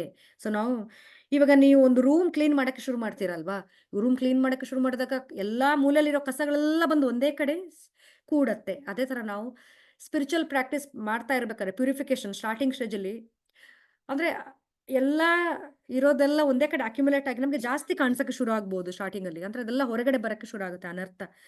ಸೊ ಆವಾಗ ನಮ್ಗೆ ಗೊತ್ತಿಲ್ಲದೆ ಇರೋ ತರ ನಾವು ನಮ್ಗೆ ನಾನು ಮಾಡ್ತಾ ಇರೋ ಪ್ರಾಕ್ಟೀಸ್ ಅಲ್ಲಿ ನಾನೇ ಜಾಸ್ತಿ ಮಾಡ್ತೀನಿ ಅನ್ನೋ ತೋಡೋ ಕಾಂಪಿಟೇಷನ್ ಮನೋಭಾವ ಇರ್ಬೋದು. ಸೊ ಆ ತರ ಒಟ್ಟಿನಲ್ಲಿ ದರ್ಪ ಇರ್ಬೋದು, ಗರ್ವ, ಅಹಂಕಾರ. ಸೊ ಇದೆಲ್ಲ ನಮ್ಮಲ್ಲಿ ಬರುತ್ತೆ. ಸೊ ಇದನ್ನ ಬಲರಾಮ ಪ್ರಲಂಬಾಸುರನ ಯಾವ ತರ ಸಂಹಾರ ಮಾಡಿದಾರೋ ಅದೇ ತರ ಗುರುಗಳ ಸಹಾಯದಿಂದ ನಮ್ಗೆ ಈ ಅನರ್ಥಗಳನ್ನೆಲ್ಲ ನಾವು ದೂರ ಮಾಡ್ಬೋದು. ಸೊ ಪ್ರಲಂಬವು ಕಾಮವನ್ನು ಕೂಡ ಪ್ರತಿನಿಧಿಸಿದೆ. ಅಂದ್ರೆ ನಮ್ಗೆ ಬಯಕೆ, ಆ ಕಾಮ ಏನಕ್ಕೆ, ನಾನೇ ಹೈಲೈಟ್ ಆಗ್ಬೇಕು ಅನ್ನೋ ಆ ಕಾಮ, ಅದು ಬಯಕೆ. ಕೃಷ್ಣ ಅಂದ್ರೆ ಕಾಮ ಇರೋದು ಯಾವಾಗ್ಲೂ ಸ್ವಾರ್ಥ ಇರಿದಾಗ ಮಾತ್ರ. ಅಂದ್ರೆ ನಮ್ಗೆ ಇಲ್ಲಿ ಕೃಷ್ಣನ ಸೇವೆ ಬಗ್ಗೆ ಇಂಪಾರ್ಟೆನ್ಸ್ ಅಲ್ಲ, ನಾನು ಹೈಲೈಟ್ ಆಗ್ಬೇಕು ಅನ್ನೋ ಆ ಮನೋಭಾವ ಅದು. ಆಮೇಲೆ ಜೊತೆಗೆ ಲಾಭ, ಆರಾಧನೆ ಮತ್ತು ವ್ಯತ್ಯಾಸದ ಬಯಕೆ, ಅಂದ್ರೆ ಡಿಫ್ರೆನ್ಶಿಯೇಟ್ ಮಾಡೋದು. ಯಾರು ನಂಗೆ ಹೆಲ್ಪ್ ಮಾಡ್ತಾರೋ ಅವರು ಒಳ್ಳೆಯವರು, ಅಂದ್ರೆ ಹೆಲ್ಪ್ ಅಂತಲ್ಲ, ಯಾರು ನನ್ನ ಮಾತು ಕೇಳ್ತಾರೋ ಅವರು ಒಳ್ಳೆಯವರು, ಉಳಿದಿರೋರು ಕೆಟ್ಟವರು ಅನ್ನೋ ಆ ಡಿಫ್ರೆನ್ಶಿಯೇಷನ್ ಮನೋಭಾವ. ಸೊ ಇದೆಲ್ಲ ನಮ್ಗೆ ಅಡೆತಡೆಗಳು. ಸ್ಪಿರಿಚುವಲ್ ಪ್ರಾಕ್ಟೀಸ್ ಅಲ್ಲಿ ಇದು ನಮ್ಗೆ ತುಂಬಾ ಪ್ರಾಬ್ಲಮ್ ಆಗುತ್ತೆ ಮುಂದಕ್ಕೆ ಹೋಗಕ್ಕೆ. ಇಂದ್ರ ತೃಪ್ತಿಯ ಬಯಕೆ ಮತ್ತು ಒಬ್ಬರ ಗೌರವವನ್ನು ಹೆಚ್ಚಿಸುವ ಮತ್ತು ಇತರರಿಂದ ಪೂಜಿಸಲ್ಪಡುವ ಪ್ರವೃತ್ತಿಯನ್ನು ಜಯಿಸುವುದು ಇದು ತುಂಬಾ ಕಷ್ಟ. ಸೊ ಇದೆಲ್ಲ ಪ್ರಲಂಬಾಸುರ ಇದನ್ನೆಲ್ಲ ಪ್ರೆಸೆಂಟ್ ಮಾಡುತ್ತೆ. ಇಂದ್ರ ತೃಪ್ತಿಯ ಬಯಕೆ ಒಂದು, ಅಂದ್ರೆ ಪ್ರಲಂಬಾಸುರ. ಇನ್ನೊಂದು ನಮ್ಗೆ ಗೌರವ ಬೇಕು ಅನ್ನೋ ಬಯಕೆ, ಮತ್ತು ಇದರಿಂದ ನಾವು ಪೂಜೆ ಅಂದ್ರೆ ಎಲ್ಲರೂ ನಂಗೆ ಇದು ಮಾಡಬೇಕು, ರೆಸ್ಪೆಕ್ಟ್ ಕೊಡಬೇಕು ಅನ್ನೋ ಬಯಕೆ. ಇದನ್ನೆಲ್ಲ ಜಯಿಸೋದು ತುಂಬಾ ಕಷ್ಟ. ಅದಕ್ಕೆ ಪ್ರಲಂಬಾಸುರ ಸಂಹಾರ ಮಾಡಿರೋದು ಬಲರಾಮ. ಯಾಕಂದ್ರೆ ಗುರುಗಳು ಮಾತ್ರ ಇದನ್ನೆಲ್ಲ ನಮ್ಗೆ ಇದನ್ನ ನಮ್ಗೆ ಅಂದ್ರೆ ಯಾವ ಗುರುಗೆ ಶರಣಾಗಿದ್ರೆ ಮಾತ್ರ ಇದನ್ನೆಲ್ಲ ನಮ್ಗೆ ಈ ಕೆಟ್ಟ ಅನರ್ಥಗಳನ್ನೆಲ್ಲ ನಮ್ಗೆ ಜಯಿಸ್ಬಿಟ್ಟು ಕೃಷ್ಣ ಭಕ್ತಿಯಲ್ಲಿ ನಮ್ಗೆ ಶ್ರದ್ಧೆಯಿಂದ ಅಂದ್ರೆ ನಿಷ್ಠೆಯಾಗಿ ಇರಕ್ಕೆ ನಮ್ಗೆ ಹೆಲ್ಪ್ ಮಾಡ್ತಾರೆ. ಸೊ ಪ್ರಲಂಬವು ದ್ವಂದ್ವವನ್ನು ಪ್ರತಿನಿಧಿಸುತ್ತದೆ. ಮಾರು ವೇಷದಲ್ಲಿ ಹುಡುಗರ ಗುಂಪನ್ನು ಪ್ರವೇಶಿಸಿದ ಅವನು ಸ್ವಲ್ಪ ಸಮಯದವರೆಗೆ ಗಮನಿಸದೆ ಹಾದು ಹೋದ. ಅಂದ್ರೆ ಸ್ವಲ್ಪ ಅವನು ವೇಷ ಬದಲಿಸಿ ಬಂದ, ಆದ್ರೆ ಸ್ವಲ್ಪ ಹೊತ್ತು ತನಕ ಮಾತ್ರ ಆಯ್ತು. ಆಮೇಲೆ ಬೇರೆ ಸ್ವಲ್ಪ ಹೊತ್ತಾದ್ಮೇಲೆ ಬಲರಾಮನಿಗೆ ಗೊತ್ತಾಯ್ತು. ಆಮೇಲೆ ಅವನೇ ಅವನ ನಿಜ ಅಂದ್ರೆ ರಾಕ್ಷಸನ್ ತರ ಇದು ಅಂದ್ರೆ ಎಷ್ಟು ತರ ಹೊತ್ತು ತನಕ ಅವ್ರು ಆಕ್ಟ್ ಮಾಡ್ಬೋದು. ಇವಾಗ ಆಕ್ಟಿಂಗ್ ಯಾರಾದ್ರೂ ಒಳ್ಳೆಯವ್ರ ತರ ನಟನೆ ಮಾಡಕ್ಕೆ ಶುರು ಮಾಡಿದ್ರೆ ಒಂದು ಸ್ವಲ್ಪ ದಿವಸ ತನಕ ಅಷ್ಟೇ. ಆಮೇಲೆ ಸ್ವಲ್ಪ ದಿವಸ ಆದ್ಮೇಲೆ ಅವರ ನಿಜ ಬಣ್ಣ ಬಯಲಾಗೇ ಆಗುತ್ತೆ. ಅದೇ ತರ ನಾವು ಆರ್ಟಿಫಿಷಿಯಲ್ ಆಗಿ ಟ್ರೈ ಮಾಡ್ತಾ ಇರ್ಬೋದು. ಆಮೇಲೆ ನಮ್ಮ ನಿಜ ಸ್ವರೂಪ ಗೊತ್ತೇ ಆಗತ್ತೆ. ಅಂದ್ರೆ ಆ ಕೆಟ್ಟ ಇಂಟೆನ್ಷನ್ ಇದ್ರೆ ಅದು ಹೊರಗಡೆ ಬಂದೇ ಬರುತ್ತೆ. ಈ ಕೆಟ್ಟ ಇಂಟೆನ್ಷನ್ ಎಲ್ಲ ನಮ್ಮಿಂದ ದೂರ ಆಗ್ಬೇಕಂತಂದ್ರೆ ನಮ್ಗೆ ಬಲರಾಮನ ಇದು ಮಾತ್ರ ಅಂದ್ರೆ ಕೃಪೆ ಇದ್ರೆ ಮಾತ್ರ ಸಾಧ್ಯ ಆಗುತ್ತೆ. ಆವಾಗ ಮಾತ್ರ ನಾವು ಭಕ್ತಿಯಲ್ಲಿ ಅನ್ಯ ಅಭಿಲಾಷಿತ ಶೂನ್ಯರಾಗಿ ಶುದ್ಧ ಭಕ್ತಿ ಮಾಡಕ್ಕೆ ಸಾಧ್ಯ. ಸೊ ನಮ್ಗೆ ಶುದ್ಧ ಭಕ್ತಿ ಮಾಡ್ಬೇಕಂತಂದ್ರೆ ಗುರುಗಳ ಕೃಪೆ ಬೇಕು. ಅಂದ್ರೆ ಗುರು ತತ್ವ ಬಲರಾಮ ಆಗಿರೋದ್ರಿಂದ ಬಲರಾಮನ ಕೃಪೆ ನಮ್ಗೆ ಬೇಕು. ಸೊ ಪ್ರಲಂಬವು ಮುಗ್ಧತೆ ಮತ್ತು ಶುದ್ಧತೆ ವೇಷದಲ್ಲಿರುವ ಅಪ್ರಾಮಾಣಿಕತೆಯ ಲಾಂಛನವಾಗಿದೆ. ನಮ್ಮ ಮನಸ್ಸಿನಲ್ಲಿ ಪ್ರಲಂಬದ ಭಾವವನ್ನು ತಪ್ಪಿಸಲು ನಾವು ಬಹಳ ಎಚ್ಚರಿಕೆಯಿಂದ ಇರಬೇಕು. ಅಂದ್ರೆ ಈ ನಮ್ಮ ಮನಸ್ಸಿನಲ್ಲಿ ಇದು ಬರ್ತಾ ಇರತ್ತೆ ಅವಾಗವಾಗ ಮಾನ, ಪೂಜಾ, ಪ್ರತಿಷ್ಠೆ ನಮ್ಗೆ ಬೇಕು ಅನ್ನೋ ಫೀಲಿಂಗ್. ಅದೆಲ್ಲ ಬಿಟ್ಬಿಟ್ಟು ಅಂದ್ರೆ ಅಂದ್ರೆ ಗುರುಗಳ ಸಹಾಯದಿಂದ ಮಾತ್ರ ನಮ್ಗೆ ಗೊತ್ತಾಗತ್ತೆ ನಮ್ಮ ನಿಜವಾದ ಐಡೆಂಟಿಟಿ ಕೃಷ್ಣನ ಸೇವಕನಾಗಿ ಸೇವೆ ಮಾಡೋದು ಅಂತ. ಅದು ಅಂದ್ರೆ ಬಲರಾಮನ ಕೃಪೆಯಿಂದ ಮತ್ತು ಗುರುವಿನ ಕೃಪೆಯಿಂದ ಮಾತ್ರ ಸಾಧ್ಯ. ಸೊ ದ್ವಿವಿಧ ಅಂತ ಇನ್ನೊಂದು ರಾಕ್ಷಸ. ಸೊ ದ್ವಿವ್ಯವಹಾರ, ರಾಜತಾಂತ್ರಿಕತೆ, ಮೋಸ, ವಂಚನೆ, ಕಲಿ, ಚೇಲ ಇತ್ಯಾದಿಗಳಿಗೆ ಸಮಾನ ಅರ್ಥಕವಾಗಿದೆ. ದ್ವಿವಿಧ ಅನ್ನೋ ಇನ್ನೊಂದು ಅಸುರ ಕೂಡ. ಸೊ ಇನ್ನೊಂದು ಪ್ರಲಂಬ ಪ್ರಕಾರದ ವ್ಯಕ್ತಿ ಜೀವನದ ಯಾವುದೇ ರಂಗದಲ್ಲಿ ಅಭಿವೃದ್ಧಿ ಹೊಂದಲು ಸಾಧ್ಯವಿಲ್ಲ. ಸೊ ನಮ್ಗೆ ಸ್ಪಿರಿಚುವಲ್ ಪ್ರಾಕ್ಟೀಸ್ ಅಲ್ಲಿ ಕೂಡ ಅಥವಾ ಮೆಟೀರಿಯಲ್ ಅಲ್ಲಿ ಕೂಡ ನಮ್ಗೆ ನಾವು ಆತರ 2 ರೀತಿ ನಾವು ವರ್ತಿಸಿದ್ರೆ ನಮ್ಗೆ ಇದು ಪ್ರೋಗ್ರೆಸ್ ಆಗಕ್ಕೆ ಸಾಧ್ಯನೇ ಇಲ್ಲ. ಶೀಘ್ರದಲ್ಲೇ ಅಥವಾ ನಂತರ ಅವನ ಅಪ್ರಾಮಾಣಿಕತೆ ಕಂಡು ಬರುತ್ತದೆ. ಸೊ ನಾವು ಇಲ್ಲಿ ಸ್ಪಿರಿಚುವಲ್ ಬಗ್ಗೆಯಲ್ಲಿ ಪ್ರಾಕ್ಟೀಸಲ್ಲಿ ಕೂಡ ನಾವು ಅಂದ್ರೆ ಆಕ್ಟ್ ಮಾಡಿದ್ರು ಕೂಡ ಸ್ವಲ್ಪ ದಿವಸ ಆದ್ಮೇಲೆ ಗುರುಗಳಿಗೆ ಅಂದ್ರೆ ಗೊತ್ತಾಗತ್ತೆ ಅಂತ ಹೇಳ್ಬಿಟ್ಟು. ಅವನು ತನ್ನ ಸಮಾಜದ ಎಲ್ಲಾ ಪುರುಷರಿಂದ ಅವನು ದ್ವೇಷಿಸಲ್ಪಡಕ್ಕೆ ಶುರು ಮಾಡ್ತಾನೆ. ಅಂದ್ರೆ ಯಾರಲ್ಲಿ ಅನರ್ಥ ಇರತ್ತೋ ಅವನ್ನ ಯಾರು ಇಷ್ಟಪಡಲ್ಲ. ಎಲ್ಲಾ ವ್ಯವಹಾರಗಳಲ್ಲೂ ಅವನು ವಿಫಲನಾಗ್ತಾನೆ. ಅಸತ್ಯವನ್ನು ಮುಚ್ಚಿಡಲು 100 ಸುಳ್ಳು ಆಮೇಲೆ ಹೇಳ್ಬೇಕಾಗತ್ತೆ. ಸೊ ಕೃಷ್ಣ ಪ್ರಜ್ಞೆಯಲ್ಲಿನ ಬೆಳವಣಿಗೆಗೆ ಇದೆಲ್ಲ ನಮ್ಗೆ ಅಂತ ನಾವು ಫಸ್ಟ್ ನಮ್ಮ ಗುರುಗಳ ಹತ್ರ ಅಂತಲ್ಲಿ ಅಥವಾ ಸೀನಿಯರ್ ಡಿವೋಟ್ಸ್ ಹತ್ರ ಏನಾದ್ರೂ ನಾವು ಒಂದು ಸುಳ್ಳು ಹೇಳ್ತೀವಿ. ಆಮೇಲೆ ಅದನ್ನ ಮುಚ್ಚಕ್ಕೆ ಇಷ್ಟೊಂದು ಸುಳ್ಳುನೇ ಹೇಳ್ಬೋದು. ಇದೆಲ್ಲ ನಮ್ಗೆ ಅನರ್ಥಗಳು. ಇದೆಲ್ಲ ನಮ್ಗೆ ಅಂದ್ರೆ ಆ ಭಕ್ತಿಯಲ್ಲಿ ಮುಂದಕ್ಕೆ ಹೋಗಕ್ಕೆ ನಮ್ಗೆ ಬಿಡಲ್ಲ. ಸೊ ಪ್ರಲಂಬ ಬೇರೆ ಬೇರೆ ಬೇರೆ ರೂಪದಲ್ಲಿ ಬರುತ್ತೆ ಅಂತ ಅಲ್ಲಿ ಎಕ್ಸ್‌ಪ್ಲನೇಷನ್ ಇದು. ಕೃಷ್ಣ ಪ್ರಜ್ಞೆಯಲ್ಲಿನ ಬೆಳವಣಿಗೆಗೆ ಪ್ರಲಂಬ ಪ್ರವೃತ್ತಿಗಳು ತುಂಬಾ ಹಾನಿಕರ ಅಂತ ನಾವು ಅರ್ಥ ಮಾಡ್ಕೋಬೇಕು. ಅಂದ್ರೆ ಈ ಅನರ್ಥಗಳೆಲ್ಲ ನಮ್ಗೆ ಕೃಷ್ಣ ಪ್ರಜ್ಞೆಯಲ್ಲಿ ಮುಂದೆ ಹೋಗಕ್ಕೆ ಕಷ್ಟ. ಅದಕ್ಕೆ ನಾವು ಇದನ್ನ ಹೊರ ಹಾಕಕ್ಕೆ ಪ್ರಯತ್ನಿಸಬೇಕು ಈ ಅನರ್ಥಗಳನ್ನೆಲ್ಲ. ಸೊ ನಮ್ರತೆಯಿಂದ ನಾವು ವರ್ತಿಸಿದ್ರೆ ಕೃಷ್ಣನೇ ನಮ್ಮಲ್ಲಿ ಪ್ರಸನ್ನನಾಗ್ತಾನೆ ಮತ್ತು ಅವನ ಕರುಣೆಯಿಂದ ಅವರು ಗುರುಗಳನ್ನ ನಮ್ಮ ಹತ್ರ ಕಳಿಸ್ತಾರೆ. ಆಮೇಲೆ ನಮ್ಗೆ ಗುರುಗಳ ಬೋಧನೆಯನ್ನು ನಾವು ಅಂದ್ರೆ ಗುರುಗಳ ಇನ್ಸ್ಟ್ರಕ್ಷನ್ ನಾವು ಫಾಲೋ ಮಾಡಿದ್ರೆ ಈ ಪ್ರಲಂಬನ ನಾವು ಜಯಿಸಬಹುದು. ಪ್ರಲಂಬ ಚಿತ್ತದ ಜೊತೆಗೆ ಬರುವ ಎಲ್ಲಾ ದುಃಖಗಳನ್ನು ರೆಕಾರ್ಡ್ ಆಗ್ತಿದ್ಯಾ ಮಾತಾಜಿ ಇದು? ಹೌದು. Record. Okay okay. So Pralamba ಚಿತ್ತದ ಜೊತೆಗೆ ಬರುವ ಎಲ್ಲಾ ದುಃಖಗಳನ್ನು ನಿವಾರಿಸುವ ಶಕ್ತಿಯನ್ನು ನಾವು ಭಗವಂತನಲ್ಲಿ ಬೇಡ್ಕೊಳ್ಳಬೇಕು. ಅದು ಬಲರಾಮನಿಂದ ಮಾತ್ರ ಸಾಧ್ಯ. ಅಂದ್ರೆ ಕೃಷ್ಣನೇ ಗುರುಗಳನ್ನ ಕಳಿಸ್ತಾನೆ. ಸೊ ಅದು ಆ ಗುರುನೇ ಬಲರಾಮನೇ ಗುರುವಾಗಿ ಬರೋದು. ಒಬ್ಬನು ಪ್ರತಿದಿನವೂ ಭಗವಂತನ ಮುಂದೆ ಪ್ರಾಮಾಣಿಕವಾಗಿ ನಾವು ಪ್ರಾರ್ಥಿಸಬೇಕು. ಈ ಪ್ರಲಂಬ ಮನೋಭಾವದಿಂದ ನಾವು ದೂರ ಆಗ್ಬೇಕು. ಕೃಷ್ಣ ಭಕ್ತಿಯಲ್ಲಿ ನಾವು ಮುಂದಕ್ಕೆ ಹೋಗ್ಬೇಕು ಅಂತ. ಸೊ ಬಲರಾಮನು ಭಕ್ತನ ಹೃದಯದಲ್ಲಿ ಎಚ್ಚರಗೊಂಡು ತಕ್ಷಣ ಈ ಮಾಲಿನ್ಯಗಳ ತಕ್ಷಣವೇ ನಿವಾರಣೆ ಆಗುತ್ತದೆ. ಸೊ ಬಲರಾಮನೇ ನಮ್ಮ ಹೃದಯದಲ್ಲಿ ಚೈತ್ಯ ಗುರುವಾಗಿ. ಸೊ ಗುರು ಬೇರೆ ಬೇರೆ ರೀತಿಯಲ್ಲಿ ಬರ್ತಾರೆ. ಒಂದು ನಮ್ಮ ಮುಂದೆ ಅಂದ್ರೆ ನಮ್ಗೆ ಮಾರ್ಗದರ್ಶನ ಆಗಿ ನಮ್ದು ದೀಕ್ಷಾ ಗುರು ಆಗಿ ಬರ್ತಾರೆ ಅಥವಾ ಶಿಕ್ಷಾ ಗುರು ಆಗಿ 2 ತರ ಆಗಿ ಬರ್ತಾರೆ. ಅದಲ್ಲದೆ ಚೈತ್ಯ ಗುರುವಾಗಿ ಕೂಡ ನಮ್ಮ ಹೃದಯದಲ್ಲೇ ನಮ್ಗೆ ಮಾರ್ಗದರ್ಶನ ಕೊಡ್ತಾ ಇರ್ತಾರೆ. ಭಕ್ತನ ಹೃದಯದಲ್ಲಿ ಎಚ್ಚರಗೊಂಡು ಈ ಎಲ್ಲಾ ಅನರ್ಥಗಳಿಂದ ನಮಗೆ ದೂರ ಮಾಡಕ್ಕೆ ಹೆಲ್ಪ್ ಮಾಡ್ತಾರೆ. ಸೊ ಬಲರಾಮ ಕೃಷ್ಣನ ಎಲ್ಲಾ ಲೀಲೆಗಳಲ್ಲೂ ಕೂಡ ಅಂದ್ರೆ ಸೇವೆ ಮಾಡ್ತಾ ಇರ್ತಾರೆ. ಸೊ ಇನ್ನೊಂದು ಇಲ್ಲಿ ಯಮುನಾ ದೇವಿದು ಒಂದು ಪಾಸ್ಟ್ ಟೈಮ್. ನೀವು ಒಂದು ಶ್ಲೋಕ ಕೇಳಿರ್ಬೋದು. ದಶಾವತಾರದಲ್ಲಿ ಒಂದು ಶ್ಲೋಕ ಬರುತ್ತಲ್ವಾ? ವಹ ಶಿವಪುಷಿ ವಿಷದೇವಸನಂ ಜಲನಾಭಂ ಹಲಹತಿ ಭೀತಿ ಮಿಲಿತ ಯಮುನಾಭಂ ಕೇಶವಧೃತ ಹಲಧರ ರೂಪ ಜಯ ಜಗದೀಶ ಹರೇ, ಜಯ ಜಗದೀಶ ಹರೇ, ಜಯ ಜಗದೀಶ ಹರೇ. ಸೊ ಹಲಹತಿ ಭೀತಿ ಮಿಲಿತ ಯಮುನಾಭಂ, ಅಂದ್ರೆ ಯಮುನಗೆ ಭೀತಿ, ಹಲದಿಂದ ಯಮುನವನ್ನು ಈ ಕಡೆ ಕರ್ಕೊಂಡು, ಅಂದ್ರೆ ಕರೆಯಕ್ಕೆ ಟ್ರೈ ಮಾಡ್ದ, ಆದ್ರೆ ಯಮುನ ಬರಕ್ಕೆ ನಿರಾಕರಿಸಿದ್ಲು. ಅವಾಗ ಭಯ ಪಡಿಸಿರೋದು ಯಮುನನ್ಗೆ, ಅಂದ್ರೆ ಹಲಾದರ ಆ ಶ್ಲೋಕದ ಅರ್ಥ. ಸೊ ಇದು ಒಂದ್ಸತಿ ವಸಂತ ಋತುವಲ್ಲಿ ಯಮುನೆಯ ದಡದಲ್ಲಿ ತುಂಬಾ ಅಂದ್ರೆ ಚೆನ್ನಾಗಿರೋ ಆಹ್ಲಾದಕರವಾದ ವಾತಾವರಣ ಇತ್ತು. ಅಲ್ಲಿ ತಂಗಾಳಿ ತುಂಬಾ ಸೌಮ್ಯವಾಗಿ ಬೀಸ್ತಾ ಇತ್ತು. ವಿವಿಧ ಹೂಗಳು ಪರಿಮಳವನ್ನು ಅಲ್ಲಿ ಸೂಸ್ತಾ ಇತ್ತು. ವಿಶೇಷವಾಗಿ ಕೌಮುದಿ ಅಂತ ಕರೆಯಲ್ಪಡೋ ಒಂದು ಹೂವು ಅಲ್ಲಿ ಚೆನ್ನಾಗಿ ಅದರಿಂದ ಅಂದ್ರೆ ಸುವಾಸನೆಯನ್ನ ಅದು ಬೀರ್ತಾ ಇತ್ತು. ಚಂದ್ರನ ಬೆಳಕು ಆಕಾಶವನ್ನು ತುಂಬಿ ಎಲ್ಲೆಡೆ ಅಲ್ಲಿ ಹರಡಿತ್ತು. ಹೀಗಾಗಿ ಯಮುನಾ ತೀರವು ತುಂಬಾ ಪ್ರಕಾಶಮಾನವಾಗಿ ಆಹ್ಲಾದಕರವಾಗಿ ಅಲ್ಲಿ ಕಾಣಿಸಿತು. ಆ ಟೈಮಲ್ಲಿ ವರುಣ ಅಂತ ಒಬ್ಬ ವರುಣ ಅಂದ್ರೆ ದೇವತೆ ತನ್ನ ಮಗಳು ವಾರುಣಿಯನ್ನು ಮರಗಳ ಟೊಳ್ಳುಗಳಿಂದ ದ್ರವ ಜೇನುತುಪ್ಪದ ರೂಪದಲ್ಲಿ ಕಳಿಸಿದನು. ಅಂದ್ರೆ ಆ ಜೇನುತುಪ್ಪದ ರೂಪದಲ್ಲಿ ಆ ಮರಗಳ ಇದರಿಂದ ಅದು ಬರುವಂತದ್ದು ವಾರುಣಿ ಅಂತ ಒಂದು ದ್ರವ. ಸೊ ಈ ಜೇನುತುಪ್ಪದಿಂದಾಗಿ ಆ ಇಡೀ ಅರಣ್ಯ ಪರಿಮಳಯುಕ್ತವಾಯಿತು. ಆ ವಾರುಣಿ ತುಂಬಾ ಚೆನ್ನಾಗಿರೋ ಪರಿಮಳವನ್ನು ಕೂಡ ಅದು ಅಲ್ಲಿ ಸೂಸಿತ್ತಂತೆ ಎಲ್ಲ ಕಡೆ. ದ್ರವರೂಪದ ಜೇನುತುಪ್ಪವಾದ ವಾರುಣಿಯ ಸುವಾಸನೆಯು ಬಲರಾಮನನ್ನು ಆಕರ್ಷಣೆ ಮಾಡಿತು. ಸೊ ಬಲರಾಮ ಮತ್ತು ಎಲ್ಲಾ ಗೋಪಿಯರು, ಸೊ ಬಲರಾಮ ಜೊತೆ ಇರೋ ಗೋಪಿಯರು ಸಪ್ರೇಟ್, ಕೃಷ್ಣ ಜೊತೆ ಇರೋ ಗೋಪಿಯರು ಕೂಡ ಸಪ್ರೇಟ್ ಅಲ್ಲಿ. ಸೊ ಯಾವ ತರ ಕೃಷ್ಣ ಲೀಲೆ ಮಾಡ್ತಾರೋ ಅದೇ ತರ ಬಲರಾಮಂದು ಕೂಡ ಲೀಲೆ ಇರುತ್ತೆ. ಸೊ ಬಲರಾಮ ಕೂಡ ಕೃಷ್ಣ ತರಾನೇ ಅಂದ್ರೆ ಲೀಲೆಗಳನ್ನ ಇದೆ ಮಾಧುರ್ಯ ರಸದಲ್ಲಿ ಕೂಡ. ಬಲರಾಮ ಮತ್ತು ಎಲ್ಲಾ ಗೋಪಿಯರು ವಾರುಣಿಯ ರುಚಿಗೆ ಆಕರ್ಷಿತರಾಗಿ ಅದನ್ನ ಅಲ್ಲಿ ಹೋಗಿ ಒಟ್ಟಾಗಿ ಎಲ್ಲರೂ ಅದನ್ನ ಸೇವಿಸಿದ್ರು. ಆ ವಾರುಣಿನ ದ್ರವವನ್ನು ಸೇವಿಸಿದ್ರು.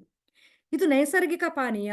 ಈ ನೈಸರ್ಗಿಕ ಪಾನೀಯವನ್ನು ಅವರು ಕುಡಿಯುವಾಗ ಎಲ್ಲಾ ಗೋಪಿಯರು ಭಗವಾನ್ ಬಲರಾಮನ ಮಹಿಮೆಗಳನ್ನು ಜಪ ಅಂದ್ರೆ ಅವರ ಕೀರ್ತನೆಯನ್ನು ಮಾಡಕ್ಕೆ ಶುರು ಮಾಡಿದ್ರು. ಜಪಗಳನ್ನು ಮಾಡಿದ್ರು, ಅಂದ್ರೆ ಬಲರಾಮನ ಬಗ್ಗೆ ಹೊಗಳಕ್ಕೆ ಶುರು ಮಾಡಿದ್ರು.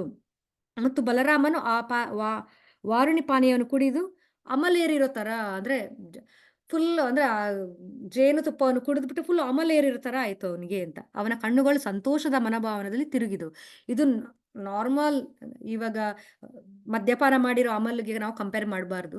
ಇದು ಟ್ರಾನ್ಸೆಂಡೆಂಟಲ್ ಅಂದ್ರೆ ದೈವಿಕ ಇದು. ಸೊ ಮತ್ತು ಬಲರಾಮನು ಆ ವಾರುಣಿ ಪಾನೀಯವನ್ನು ಕುಡಿದು ಅಮಲೇರಿ ಅವನ ಕಣ್ಣುಗಳು ಸಂತೋಷದ ಮನೋಭಾವನದಲ್ಲಿ ತಿರುಗಿದವು. ಅವನು ಕಾಡಿನ ಹೂಗಳ ಉದ್ದನೆಯ ಹೂಮಾಲೆಗಳಿಂದ ಅವನ ಅಂದ್ರೆ ಉದ್ದವಾಗಿರೋ ಹೂಮಾಲೆಯನ್ನು ಧರಿಸಿದ್ದನು. ಅವನು ಅತೀಂದ್ರಿಯ ಆನಂದದಿಂದಾಗಿ ಇಡೀ ಪರಿಸ್ಥಿತಿ ಸಂತೋಷದ ದೊಡ್ಡ ಕಾರ್ಯವಾಗಿ ಕಾಣಿಸಿಕೊಂಡಿತ್ತು. ಅಂದ್ರೆ ಅಲ್ಲಿ ಎಲ್ಲರೂ ಎಂಟೈರ್ ವಾತಾವರಣವೇ ಫುಲ್ ಸಂತೋಷದಿಂದ ಇತ್ತು.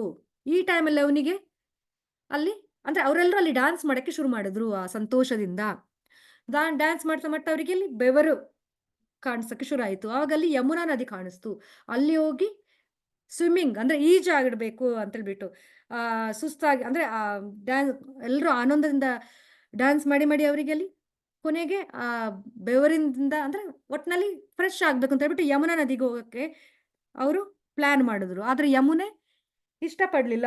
ನೀನು ಅಂದ್ರೆ ಫುಲ್ಲು ಅಮ್ಮಲಿಂದ ಕಂಡೀಷನಲ್ಲಿ ಇದೆಯಾ, ನೀನು ಇಲ್ಲಿ ಬರಬಾರ್ದು, ಇಂಟಾಕ್ಸಿಕೇಶನ್ ರೂಪದಲ್ಲಿ ಇದೆಯಾ ಅಂತ ಆ ಥರ ಮಿಸ್ಅಂಡರ್ಸ್ಟ್ಯಾಂಡ್ ಮಾಡ್ಕೊಂಡ್ಲು. ಸೊ ಬಲರಾಮನು ಆ ಸಂತಸದಲ್ಲಿ ಇರುವಾಗಲೇ ಯಮುನೆಯ ನೀರಿನಲ್ಲಿ ಗೋಪಿಕೆಯರ ಸಂಘವನ್ನು ಆನಂದಿಸಲು ಬಯಸಿದನು. ಆದ್ದರಿಂದ ಯಮುನೆಯನ್ನು ಹತ್ತಿರ ಬರುವಂತೆ ಕರೆದನು.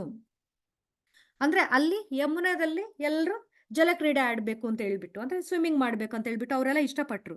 ಆದ್ರೆ ಯಮುನೆಯು ಬಲರಾಮ ಜಿಯನ್ನು ಅಮಲು ಅಂದ್ರೆ ನೀನು ಅಮಲು ಸ್ಟೇಜಲ್ಲಿ ಇದೆಯಾ ಅನ್ಕೊಂಡು ಪರಿಗಣಿಸಿ ತಪ್ಪು ಅರ್ಥ ಮಾಡ್ಕೊಂಡು ಅವಳ ಆದೇಶವನ್ನು ನಿರ್ಲಕ್ಷಿಸಿದಳು.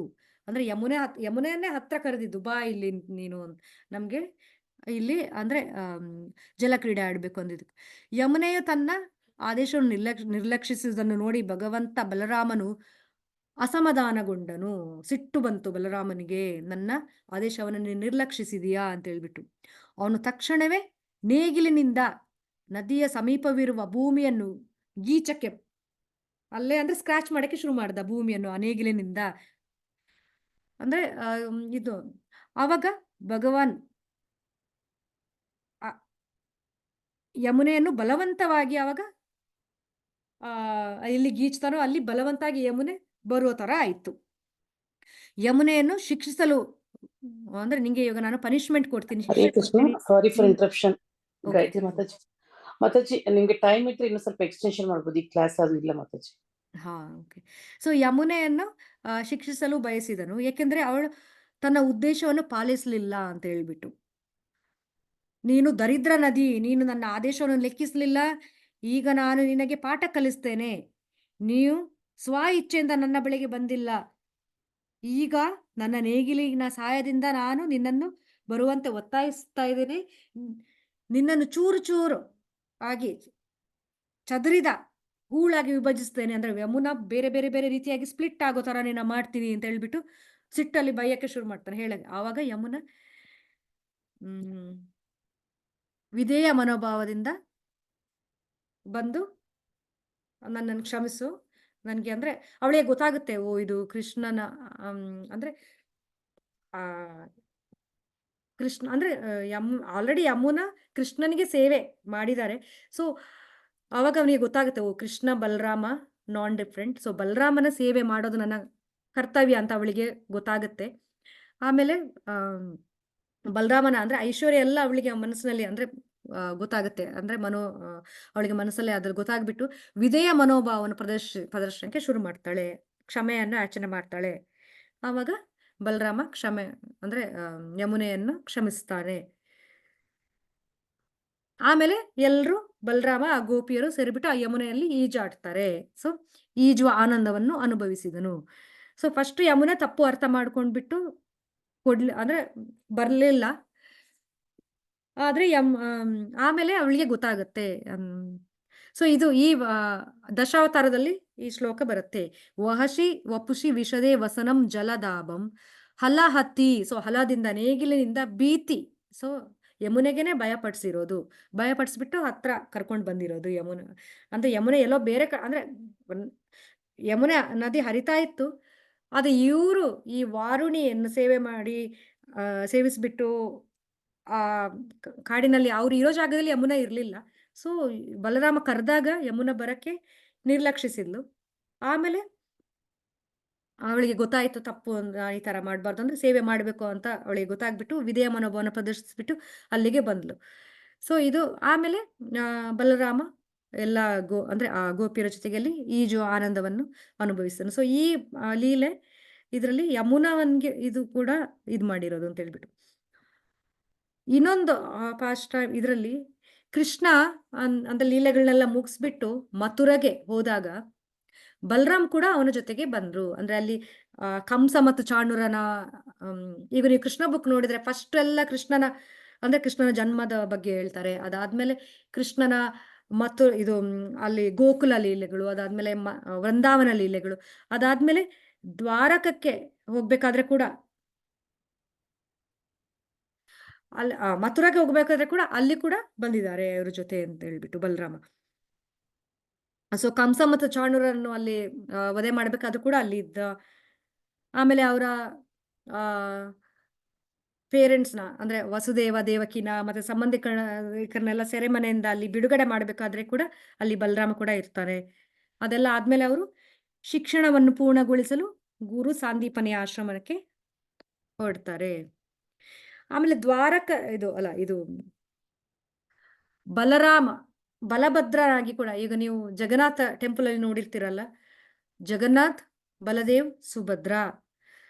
ಸೊ ಇಲ್ಲಿ ಬಲಭದ್ರನಾಗಿ ಕೂಡ ಅಂದ್ರೆ ನಾವು ಇವಾಗ ಬಲರಾಮ ಜಯಂತಿ ದಿವಸ ನಮ್ಮಲ್ಲಿ ಅಂದ್ರೆ ಬಲರಾಮನ ವಿಗ್ರಹ ಇಲ್ಲದೆ ಇದ್ರೆ ಜಗನ್ನಾಥ್ ಬಲದೇವ್ ಸುಭದ್ರ ಫೋಟೋಗೆ ಕೂಡ ನಾವು ಪೂಜೆ ಮಾಡ್ಬೋದು ಅಂತ. ಯಾಕಂದ್ರೆ ಬಲರಾಮ ಜಯಂತಿ ದಿವಸ ನಾವು ಬಲಭದ್ರನನ್ನು ಅಂದ್ರೆ ಬಲಭದ್ರನೇ ಅದು ಬಲರಾಮ.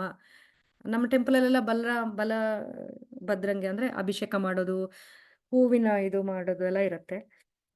ಸೊ ನಿಮ್ಗೆ ಆದ್ರೆ ಜಗನ್ನಾಥ್ ಟೆಂಪಲ್ ಅಂದ್ರೆ ಎಲ್ಲಾದ್ರೂ ಇದೆ ಜಗನ್ನಾಥ್ ಬಲದೇವ್ ಸುಭದ್ರ ಟೆಂಪಲ್ ಇದ್ರೆ ಅಲ್ಲಿ ಹೋಗ್ಬೋದು ಬಲರಾಮ ಜಯಂತಿ ದಿವಸ. ಅಥವಾ ಯಾವುದೇ ಇಸ್ಕಾನ್ ಟೆಂಪಲ್ಗೆ ಹೋದ್ರೆ ಕೂಡ ಅಲ್ಲಿ ಇದು ಅಂದ್ರೆ ಬಲರಾಮ ಜಯಂತಿ ಕಥೆಗಳನ್ನ ಕೇಳ್ಬೋದು.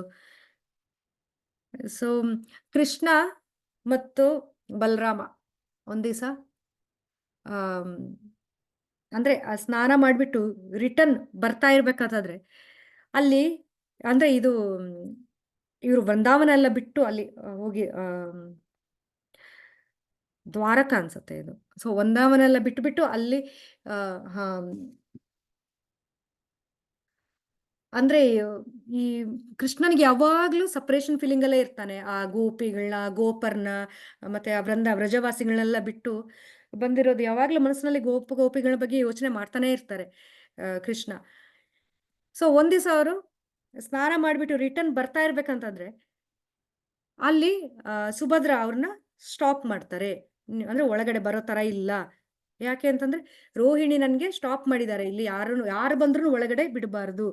ಯಾಕೆ ಅಂತಂದ್ರೆ ಕೃಷ್ಣ ಮತ್ತು ಬಲರಾಮನ ಬಾಲಲೀಲೆಗಳ ಬಗ್ಗೆ ಇಲ್ಲಿ ಹೇಳ್ತಾ ಇದ್ದಾರೆ ಅಂತ ಹೇಳ್ಬಿಟ್ಟು. ಸೊ ಆ ಬಾಲಲೀಲೆಗಳನ್ನ ಆವಾಗ ಅಲ್ಲಿ ಅಂದ್ರೆ ಅಲ್ಲಿ ಸ್ಟಾಪ್ ಮಾಡ್ತಾ ಇದ್ದಾಳೆ. ಅಷ್ಟರಲ್ಲೇ ಅವ್ರಲ್ಲಿ ಬಂದಾಯ್ತು ದ್ವಾರದ ಹತ್ರ. ಅವರು ಕೇಳಕ್ಕೆ ಶುರು ಮಾಡ್ತಾರೆ ಕೃಷ್ಣಂದು ಬಾಲಲೀಲೆಗಳನ್ನೆಲ್ಲ. ಆಲ್ರೆಡಿ ಕೃಷ್ಣ ಎಲ್ಲರ ಆ ವಿರಹ ಮನೋಭಾವದಲ್ಲಿ ಇರ್ತಾರೆ, ಆ ಗೋಪಿ ವ್ರಜವಾಸಿ ಎಲ್ಲರ ಇದ್ರಿಂದನು. ಅದನ್ನ ಕೇಳ್ತಾ ಕೇಳ್ತಾ ಅವನಿಗೆ ಫುಲ್ ಎಕ್ಸ್ಟ್ರಸಿ ಫೀಲಿಂಗ್ ಅಂತ ಹೇಳ್ತಾರೆ, ಭಾವೋನ್ಮತ್ತವಾಗಿರೋ ಸ್ಟೇಜು. ಅದ್ರ ಕಣ್ಣುಗಳೆಲ್ಲ ದೊಡ್ಡದಾಗಿ, ಆಮೇಲೆ ಕೈಕಾಲೆಲ್ಲ ಅಂದ್ರೆ ಮರದ ತರ ಆಗ್ಬಿಟ್ಟು, ಅಂದ್ರೆ ಮೂವ್ಮೆಂಟ್ ಆಗದೆ ಇರೋ ತರ ಒಂದೇ ಕಡೆ ಪೊಸಿಷನ್ ಅಲ್ಲಿ ಇರೋದು. ಇದು ಎಕ್ಸ್ಟ್ರಸಿ ಸಿಂಪ್ಟಮ್ ಅಂತ ಹೇಳ್ತಾರೆ. ಸೊ ಕೃಷ್ಣನೇ ಅವನ ಬಾಲಲೀಲೆಗಳನ್ನ ಕೇಳ್ಬಿಟ್ಟು, ಬಲರಾಮ ಕೂಡ ಸುಭದ್ರ ಕೂಡ, ಅವ್ರು 3 ಜನನು ಕೇಳ್ತಾ ಕೇಳ್ತಾ ಕೇಳ್ತಾ ಫುಲ್ ಕಣ್ಣು ಮುಚ್ಚದೆ, ಅಂದ್ರೆ ಕಣ್ಣು ಮಿಟುಕಿಸದೆ ಕೇಳ್ತಾ ಇರ್ತಾರೆ. ಕಣ್ಣು ಅಂದ್ರೆ ಅವ್ರದ್ದು ಇವಾಗ ನೀವು ಈ ಫೋಟೋದಲ್ಲಿ ನೋಡ್ತಾ ಇದ್ರೆ ಯಾವ ತರ, ಆ ತರ ಕಣ್ಣು ಫುಲ್ ದೊಡ್ಡದಾಗಿ ಕೇಳಿಸ್ತಾ ಇರೋದು. ಆಮೇಲೆ ಕೈ ಕಾಲು ಕೂಡ ಅವ್ರದ್ದು ಅಂದ್ರೆ ಫುಲ್ ಅಂದ್ರೆ ಏನು ಅದು ಟಚ್ ಸೆನ್ಸೇ ಇಲ್ದಿರೋ ತರ ಫುಲ್ ಈ ತರ ಒಂದೇ ಪೊಸಿಷನ್ ಇದ್ಕೊಂಡು ಕೇಳ್ತಾ ಇದ್ರು. ಆ ಟೈಮಲ್ಲಿ ನಾರದ ಮುನಿ ಅಲ್ಲಿ ಬಂದ್ಬಿಟ್ಟು ಅವರು ಅವಾಗ ಹೇಳ್ತಾರೆ, ನನ್ಗೆ ನಿನ್ನ ಈ ಸ್ವರೂಪವನ್ನು ನೋಡಕ್ಕೆ ಈ ತರ ಇಷ್ಟ ಆಗತ್ತೆ, ಯಾವಾಗ್ಲೂ ನಂಗೆ ನಿನ್ನ ಈ ಎಕ್ಸ್ಟ್ರಸಿ ಸ್ಟೇಟ್ನ ನಂಗೆ ನೋಡ್ಬೇಕು ಅಂತ ಹೇಳ್ಬಿಟ್ಟು. ಅದಕ್ಕೆ ಜಗನ್ನಾಥಪುರಿಯಲ್ಲಿ ಬಲದೇವ ಜಗನ್ನಾಥ್ ಬಲದೇವ ಸುಭದ್ರನಾಗಿ ಈ ಎಕ್ಸ್ಟ್ರಸಿ ಫಾರ್ಮ್ ಅಂದ್ರೆ ನೋಡಿ, ಕೈ ಕಾಲು ಎಲ್ಲ ಇಲ್ಲ ಈ ಜಗನ್ನಾಥ ಬಲದೇವ ಸುಭದ್ರಕ್ಕೆ. ಅಂದ್ರೆ ನೀವು ಇದ್ರ ಸ್ಟೋರಿ ಕೂಡ ಗೊತ್ತಿರ್ಬೋದು ಎಲ್ರಿಗೆ. ಇಂದ್ರದ್ಯುಮ್ನ ಮಹಾರಾಜು ಅವನಿಗೆ ಒಂದ್ಸತಿ ವಿಷ್ಣುನ ಆರಾಧನೆ ಮಾಡಬೇಕು ಅಂತ ಹೇಳ್ಬಿಟ್ಟು ತುಂಬಾ ಆಸೆ ಆಗತ್ತೆ. ಆವಾಗ ಅವನು ಒಂದು ವಿಗ್ರಹ ಬೇಕು ಅಂತ ಹೇಳ್ಬಿಟ್ಟು ಇದು ಮಾಡ್ತಾ ಇರ್ತಾನೆ. ಆಗ ಅವನಿಗೆ ಗೊತ್ತಾಗುತ್ತೆ ಒಂದು ನೀಲಮಾಧವ ಅಂತ ಒಂದು ಕಡೆ ಅಲ್ಲಿ ಚೆನ್ನಾಗಿರೋ ವಿಗ್ರಹ ಇದೆ, ಅದರಲ್ಲಿ ಟ್ರೈಬಲ್ ಮಂದಿ ಅವ್ರನ್ನ ಅಂದ್ರೆ ಅಲ್ಲಿ ಪೂಜೆ ಮಾಡ್ತಾ ಇರ್ತಾರೆ, ಆ ಟ್ರೈಬಲ್ ಜನ ಅಂತ ಹೇಳ್ಬಿಟ್ಟು, ಅಂದ್ರೆ ಕಾಡು ಜನಗಳು. ಅವನಲ್ಲಿ ಒಬ್ಬನ ವಿದ್ಯಾಧರ ಅಂತ ಹೇಳೋ ಒಬ್ಬ ಸೇವಕನ ಒಬ್ಬನ ಕಳಿಸ್ತಾನೆ ಅಲ್ಲಿ. ಅವನು ಹೋಗ್ಬಿಟ್ಟು ಹೇಳ್ತಾನೆ, ನನಗೆ ನೀನು ತೋರಿಸು ನೀಲಮಾಧವ ಎಲ್ಲಿರ್ತಾನೆ ಅಂತ ಹೇಳ್ಬಿಟ್ಟು. ಆದ್ರೆ ಅವರು ತೋರ್ಸಕ್ ಇಷ್ಟಪಡಲ್ಲ. ಆಮೇಲೆ ಆ ಮತ್ತೆ ತುಂಬಾ ಆಮೇಲೆ ಅಲ್ಲೇ ಅವನಿದ್ದು ಸೇವೆ ಎಲ್ಲ ಮಾಡಿದಾಗ ಆ ಕಾಡು ಜನರ ಮುಖ್ಯಸ್ಥನ ಮಗಳನ್ನ ಮದುವೆ ಆಗ್ತಾನೆ. ಆಮೇಲೆ ಅಲ್ಲಿ ಅವನು ರಿಕ್ವೆಸ್ಟ್ ಮಾಡ್ತಾನೆ, ಬರೀ ನನಗೆ ಮಾತ್ರ ಜಸ್ಟ್ ಒಂದ್ಸತಿ ದರ್ಶನ ಕೊಡು ಅಂತ ಹೇಳ್ಬಿಟ್ಟು. ಆವಾಗ ಅಲ್ಲಿ ಕಣ್ಣಿಗೆ ಬಟ್ಟೆ ಕಟ್ಬಿಟ್ಟು ಕರ್ಕೊಂಡು ಹೋಗ್ತಾನೆ ಆ ವಿದ್ಯಾಧರನ್ನ. ಅವನು ದಾರಿಯಲ್ಲಿ ಹೋಗ್ತಾ ಒಂದು ಸಾಸಿವೆ ಬೀಜನ ಬಿತ್ಕೊಂಡು ಹೋಗ್ತಾನೆ, ನಂಗೆ ನೆಕ್ಸ್ಟ್ ಟೈಮ್ ಬರಕ್ಕೆ ದಾರಿ ಗೊತ್ತಾಗ್ಬೇಕು ಅಂತ ಹೇಳ್ಬಿಟ್ಟು, ಬೇರೆಯವ್ರನ್ನ ಕರ್ಕೊಂಡು ಬರಕ್ಕೆ. ಸೊ ಆ ತರ ಅವನು ಹೋಗ್ಬಿಟ್ಟು ಬೀಜ ಬಿತ್ತಿರೋಲ್ಲಿ ನೆಕ್ಸ್ಟ್ ಟೈಮ್ ಗಿಡ ಆಗಿರುತ್ತೆ. ಸೊ ಇಷ್ಟೊಂದು ಕಷ್ಟಪಟ್ಕೊಂಡು ಅವನಲ್ಲಿ ಹೋಗ್ತಾನೆ. ತುಂಬಾ ಸುಂದರವಾಗಿರೋ ನೀಲಮಾಧವನ ದರ್ಶನ ಆಗತ್ತೆ. ಆಮೇಲೆ ಮತ್ತೆ ಅವನ ಕಣ್ಣಿಗೆ ಬಟ್ಟೆ ಕಟ್ಬಿಟ್ಟು ರಿಟರ್ನ್ ಕರ್ಕೊಂಡು ಬರ್ತಾರೆ. ಸೊ ಆಮೇಲೆ ಅವನು ವಾಪಸ್ ಬಂದ್ಬಿಟ್ಟು ರಾಜನಿಗೆ ಹೇಳ್ತಾನೆ, ಇಂದ್ರದ್ಯುಮ್ನನಿಗೆ, ಈ ತರ ಪ್ಲೇಸ್ ಅಲ್ಲಿ ನೀಲಮಾಧವ ಇದೆ ಅಲ್ಲಿ, ನೀವಲ್ಲಿ ಅಂದ್ರೆ ಹೋಗ್ಬೋದು ಅಂತ. ಆದ್ರೆ ಈ ರಾಜ ಎಲ್ಲ ಅಂದ್ರೆ ಆ ಗುರುತುನು ಹೇಳ್ತಾನೆ, ಆತರ ಸಾಸಿವೆ ಗಿಡ ಬೆಳೆದಿರತ್ತೆ, ನಾನು ಉದ್ದಕ್ಕೆ ಚೆಲ್ಕೊಂಡು ಹೋಗಿದ್ದೀನಿ ಅಂತ ಹೇಳ್ಬಿಟ್ಟು. ಸೊ ಆ ಸಾಸಿವೆ ಗಿಡದ ಗುರುತಿಡ್ಕೊಂಡು ಹೋಗ್ತಾರೆ ಅವರು. ಅಲ್ಲಿ ಹೋಗ್ಬಿಟ್ಟು ನೋಡ್ಬೇಕಂತಾದ್ರೆ ಅಲ್ಲಿ ನೀಲಮಾಧವ ಇರಲ್ಲ. ಯಾಕೆಂದ್ರೆ ಕೃಷ್ಣ ಇಲ್ಲಿ ಅಂದ್ರೆ ನಾರದ ಮುನಿಗೆ ಇಲ್ಲಿ ಪ್ರಾಮಿಸ್ ಮಾಡಿರೋ ಪ್ರಕಾರ ಮತ್ತೆ ಬರ್ಬೇಕಾಗಿತ್ತು ಈ ರೂಪದಲ್ಲಿ, ಜಗನ್ನಾಥ ಬಲದೇವ ಸುಭದ್ರ ರೂಪದಲ್ಲಿ. ಸೊ ಅದು ಕೃಷ್ಣನ ಇದು ಅಂದ್ರೆ ಅವರ ಇದ್ರ ಪ್ರಕಾರ ಅಲ್ಲಿ ನೀಲಮಾಧವ ಕಾಣಿಸ್ತಲ್ಲ. ಆವಾಗ ತುಂಬಾ ಬೇಜಾರಾಗುತ್ತೆ ಇಂದ್ರದ್ಯುಮ್ನನಿಗೆ. ಆವಾಗ ಕನಸಲ್ಲಿ ಬರೋದು, ನಾನು ನನ್ನ ಈ ಒಂದು ರೂಪದಲ್ಲಿ ಬರ್ಬೇಕಂತ ನಾನು ಡಿಸೈಡ್ ಮಾಡಿದ್ದೀನಿ, ಆ ರೂಪದಲ್ಲಿ ಬರಕ್ಕೆ ನೀನು ನಂಗೆ ಅಲ್ಲಿ ಹೆಲ್ಪ್ ಮಾಡ್ತೀಯಾ ಅಂತ ಹೇಳ್ಬಿಟ್ಟು. ಸೊ ಒಂದು ನದಿಯಲ್ಲಿ ಅಲ್ಲಿ ಒಂದು ಮರದ ತುಂಡು ಅಲ್ಲಿ ತೇಲ್ತಾ ಇರತ್ತೆ, ನೀನು ಅದನ್ನ ತಗೊಂಡ್ ಬರ್ಬೇಕು, ಆಮೇಲೆ ನೀನ್ ಅದನ್ನ ವಿಶ್ವಕರ್ಮ ಅಂತ ಅದನ್ನ ಕೆತ್ತಕ್ಕೆ ಹೇಳ್ಬೇಕು ಅಂತ ಹೇಳ್ಬಿಟ್ಟು. ಸೊ ಏರ್ಪಾಟ್ ಮಾಡ್ತಾರೆ, ವಿಶ್ವಕರ್ಮನ ಕರ್ಕೊಂಡು ಬಂದ್ಬಿಟ್ಟು. ಆದ್ರೆ ವಿಶ್ವಕರ್ಮನಿಗೆ ಕೂಡ ಅಂದ್ರೆ ಕನ್ಸಲ್ಲಿ ಬಂದು ಹೇಳಿರ್ತಾರೆ, ಯಾವ ಥರ ಕೆತ್ತಬೇಕು ಅಂತ ಹೇಳ್ಬಿಟ್ಟು. So Vishwakarma rules and regulation ಹಾಕಕ್ಕೆ ಶುರು ಮಾಡ್ತಾನೆ ಇಂದ್ರದ್ಯುಮ್ನನಿಗೆ. ನಾನು ಇಷ್ಟು ದಿವಸ ಆಗತ್ತೆ, ನೀನು ಓಪನ್ ಮಾಡಬಾರ್ದು ಡೋರ್‌ನ. ನಾ ಅನ್ ಇಷ್ಟೆಲ್ಲ ಕಂಪ್ಲೀಟ್ ಆದ್ಮೇಲೆ ಮಾತ್ರ ನೀನು ಬರ್ಬೇಕು ಅಂತ, ಓಪನ್ ಮಾಡ್ಬೇಕು ಅಂತ, ನೋಡ್ಬೇಕು ಅಂತ. ಸೊ ವಿಶ್ವಕರ್ಮ ಮಾಡ್ತಾ ಇರ್ಬೇಕಂತಂದ್ರೆ ಇವನು ಬಂದು ಕೇಳ್ತಾ ಇರ್ತಾನೆ. ಅಂದ್ರೆ ಹೊರಗಡೆಯಿಂದಲೇ ಅಲ್ಲಿ ಇಂದ್ರದ್ಯುಮ್ನ ಸೌಂಡ್ ಕೇಳ್ತಾ ಇರತ್ತಲ್ಲ, ಕೆತ್ತನೆಯ ಸೌಂಡು, ಮರವನ್ನು ಇದು ಮಾಡುವಂಥದ್ದು ಸೌಂಡು. ಸೊ ಅದನ್ನೆಲ್ಲ ಕೇಳ್ತಾ ಕೇಳ್ತಾ ಅವನಿಗೆ ಒಂದು ದಿವಸ ಸ್ಟಾಪ್ ಆಗಿರತ್ತೆ, ಅಲ್ಲಿ ಸೌಂಡೇ ಕೇಳಲ್ಲ. ಕರೀತಾನೆ ಅವನು, ಆವಾಗ್ಲೂ ಏನು ಕೇಳಿಸಲ್ಲ. ಸೊ ಆವಾಗ ಅವನಿಗೆ ಏನಾಯ್ತು, ಇವನು ಇದಾನೋ ಇಲ್ವೋ, ನಡೀತಾ ಇದೆಯೋ ಇಲ್ವೋ, ನನಗೆ ಅಂದ್ರೆ ಆ ಸೇವೆ ಮಾಡಬೇಕು, ಆ ವಿಗ್ರಹ ಆರಾಧನೆ ಮಾಡಬೇಕು, ಆದ್ರೆ ವಿಗ್ರಹನೇ ರೆಡಿ ಆಗ್ತದೆ ಇಲ್ವೋ ಅಂತ ಹೇಳ್ಬಿಟ್ಟು ಅವನು ಡೌಟ್ ಅಲ್ಲಿ ಬಂದು ಓಪನ್ ಮಾಡಿ ನೋಡ್ತಾನೆ ಆ ಡೋರ್‌ನ. ಆವಾಗ ವಿಶ್ವಕರ್ಮನಿಗೆ ಸಿಟ್ಟು ಬರುತ್ತೆ. ನಾನು ಹೇಳಿದ್ದೀನಿ ನಿನಗೆ ಬರಬಾರ್ದಂತ ಕಂಡೀಷನಲ್ಲಿ ನೀನು ಬಂದಿದೀಯಾ, ನಾನು ಅಷ್ಟೇ, ಇವಾಗ ನಾನು ಮಾಡಲ್ಲ ಇದ್ರಲ್ಲೇ, ಇಷ್ಟೇ ಇದ್ರಲ್ಲೇ ನಾನು ಬಿಟ್ಟು ಹೋಗ್ತೀನಿ ಅಂತ ಅವನು ಹೋಗ್ಬಿಡ್ತಾನೆ. ಅಂದ್ರೆ ಇದೆಲ್ಲ ದೇವರ ಇಚ್ಛೆಯ ಪ್ರಕಾರ. ಯಾಕಂದ್ರೆ ನಾರದ ಮುನಿಗೆ ಅವ್ರು ಹೇಳಿರೋ ಪ್ರಕಾರ, ಅಂದ್ರೆ ಕೈ, ಕಾಲು ಇನ್ನೂ ಆಗಿರಲ್ಲ, ರೆಡಿ ಆಗಿರಲ್ಲ. ಬರೀ ಮುಖ, ದೇಹ ಅಷ್ಟೇ ಆಗಿರುತ್ತೆ. ಸೊ ಕೈ ನೋಡಿ, ಜಗನ್ನಾಥ ಬಲದೇವ ಸುಭದ್ರೆಗೆ ಪಾದ ಇರಲ್ಲ, ಆಮೇಲೆ ಕೈಗಳಿರಲ್ಲ. ಅಂದ್ರೆ ಅದು ಎಕ್ಸ್ಟಾಟಿಕ್ ಸ್ಟೇಜಲ್ಲಿ, ಅಂದ್ರೆ ಮರ ಆಗಿರೋ ತರ ಸ್ಟೇಜಲ್ಲಿ ಕೈ ಕಾಲೆಲ್ಲ ಅವರಿಗೆ ಅಂದ್ರೆ ಮೂವ್ ಮಾಡೋ ಸ್ಟೇಜಲ್ಲಿ ಇರಲ್ಲ, ಈ ತರ ಸ್ಟೇಜಲ್ಲಿ ಇರ್ತಾರೆ. ಅಂದ್ರೆ ಭಾವ ಉನ್ಮತ್ತರಾಗಿರೋ ಸ್ಟೇಜ್. ಸೊ ಅದು ದೇವರ ಇಚ್ಛೆ ಪ್ರಕಾರನೇ ಇದು ಜಗನ್ನಾಥ ಬಲದೇವ ಸುಭದ್ರ ಈ ತರ ಬಂದಿರೋದು.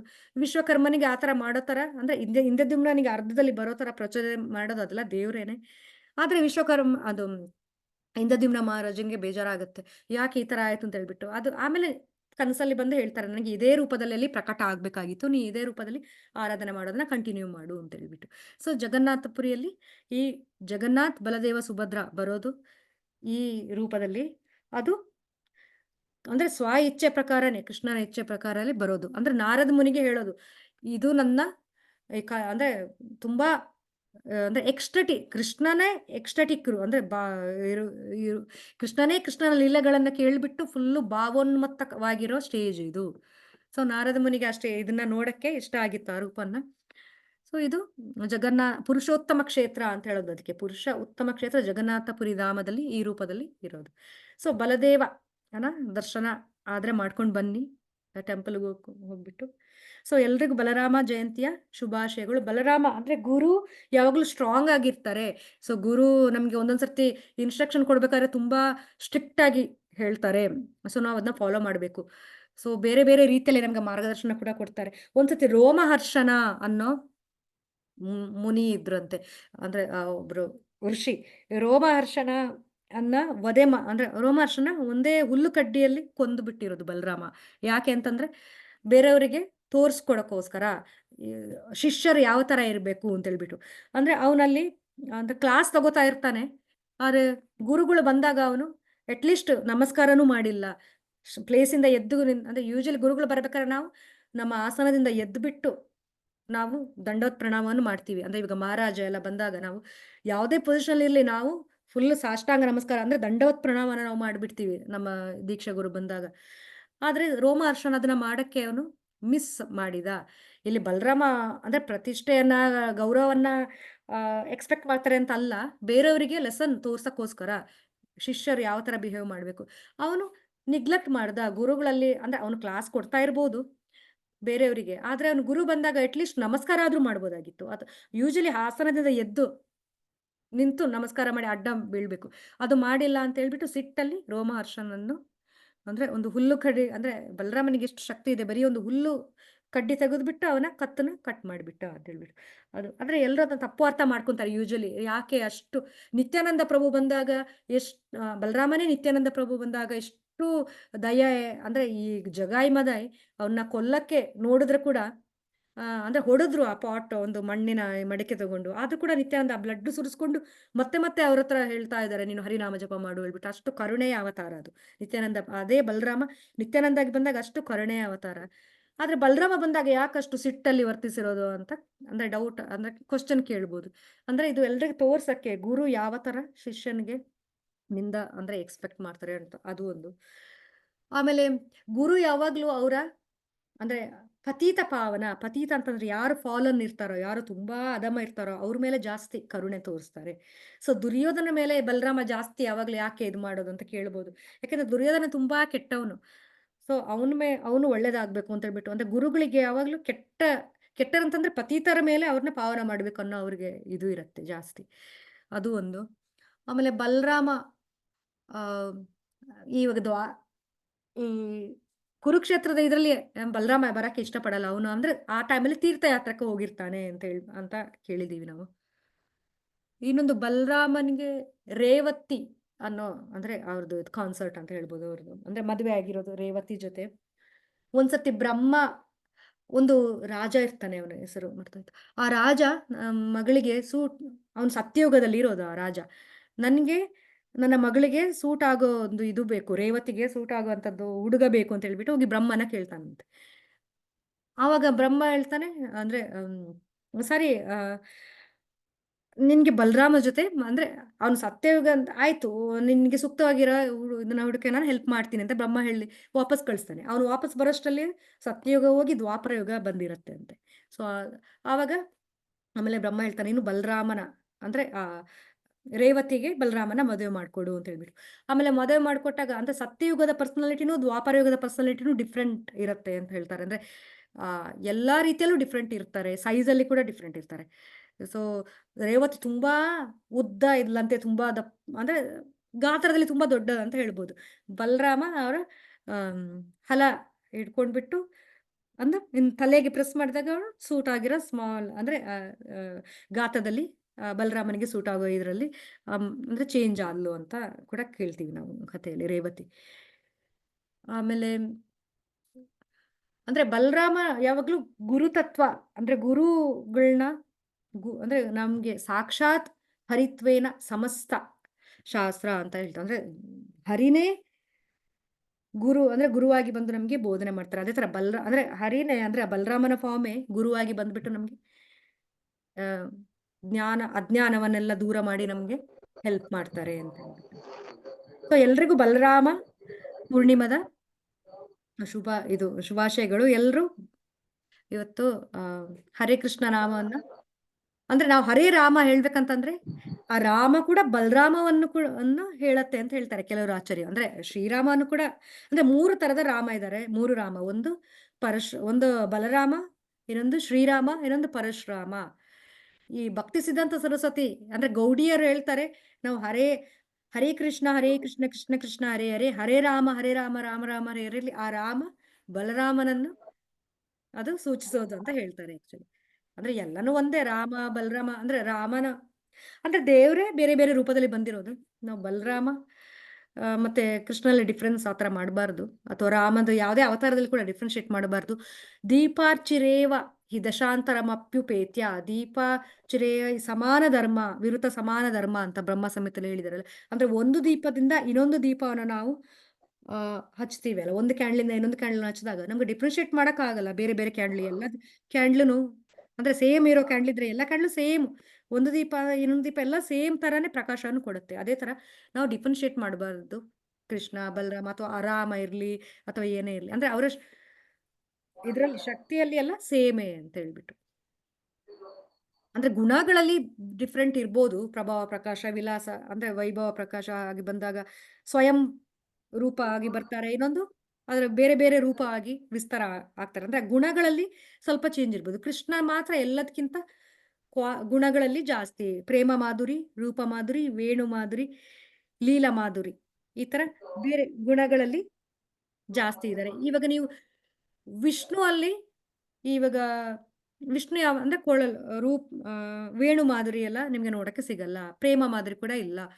ಇವಾಗ ಭಕ್ತವತ್ಸಲ ಅಂತ ಹೇಳೋದು ಕೃಷ್ಣನಿಗೆ ಮಾತ್ರ. ಸೊ ಇದು ಅಂದ್ರೆ ವಿಷ್ಣು ಎಲ್ಲ ಐಶ್ವರ್ಯ ಭಾವದಲ್ಲಿ, ಅದು ಕೂಡ ಅವರ ಕ್ವಾಲಿಟಿಯಲ್ಲಿ ಅಂದ್ರೆ ಅವರ ಸಾಮರ್ಥ್ಯದಲ್ಲೆಲ್ಲ ನಾವು ಡಿಫ್ರೆನ್ಶಿಯೇಟ್ ಮಾಡಬಾರ್ದು. ಗುಣಗಳಲ್ಲಿ ಮಾತ್ರ ಕೃಷ್ಣ ಜಾಸ್ತಿ ಅಂತ ಹೇಳ್ತಾರೆ ಅಷ್ಟೇ. ಓಕೆ, ಸೊ ಜಾಸ್ತಿ ಅಂದ್ರೆ ಇವತ್ತು ಹರಿರಾಮ ನಿಮ್ ನಾರ್ಮಲ್ ರೌಂಡ್ಸ್ ಮಾಡೋದ್ರಿಂದ ಸ್ವಲ್ಪ ಜಾಸ್ತಿ ರೌಂಡ್ಸ್ನ ಚಾಂಟ್ ಮಾಡಕ್ಕೆ ಟ್ರೈ ಮಾಡಿ. ಸೊ ಎಲ್ರಿಗೂ ಬಲರಾಮನ ಕೃಪೆ ಎಲ್ಲರ ಮೇಲೂ ಇರ್ಲಿ, ನಮ್ಗೆ ಎಲ್ರಿಗೂ ಬಲರಾಮ ಅನುಗ್ರಹಿಸ್ಲಿ ಅಂತ ಹೇಳ್ಬಿಟ್ಟು ಈ ಸೆಷನ್ನ ಎಂಡ್ ಮಾಡೋಣ. 3 ಸತಿ ಹರೇ ಕೃಷ್ಣ ಮಂತ್ರ ಹೇಳೋಣ.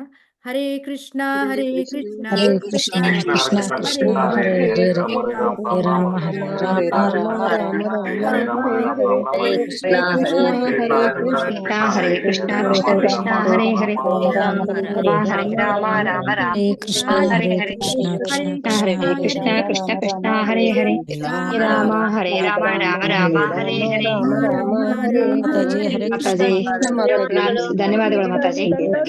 ಮಾತಾಜಿ ಧನ್ಯವಾದಗಳು. ತಂಡೋತ್ತರ ಧನ್ಯವಾದಗಳು. ಹರೇ ಕೃಷ್ಣ.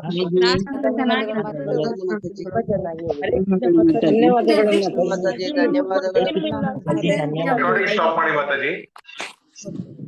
ರೆಕಾರ್ಡಿಂಗ್ ಸ್ಟಾಪ್ ಮಾಡಿ ಪ್ಲೀಸ್. ಥ್ಯಾಂಕ್ಸ್. ಹರೇ ಕೃಷ್ಣ.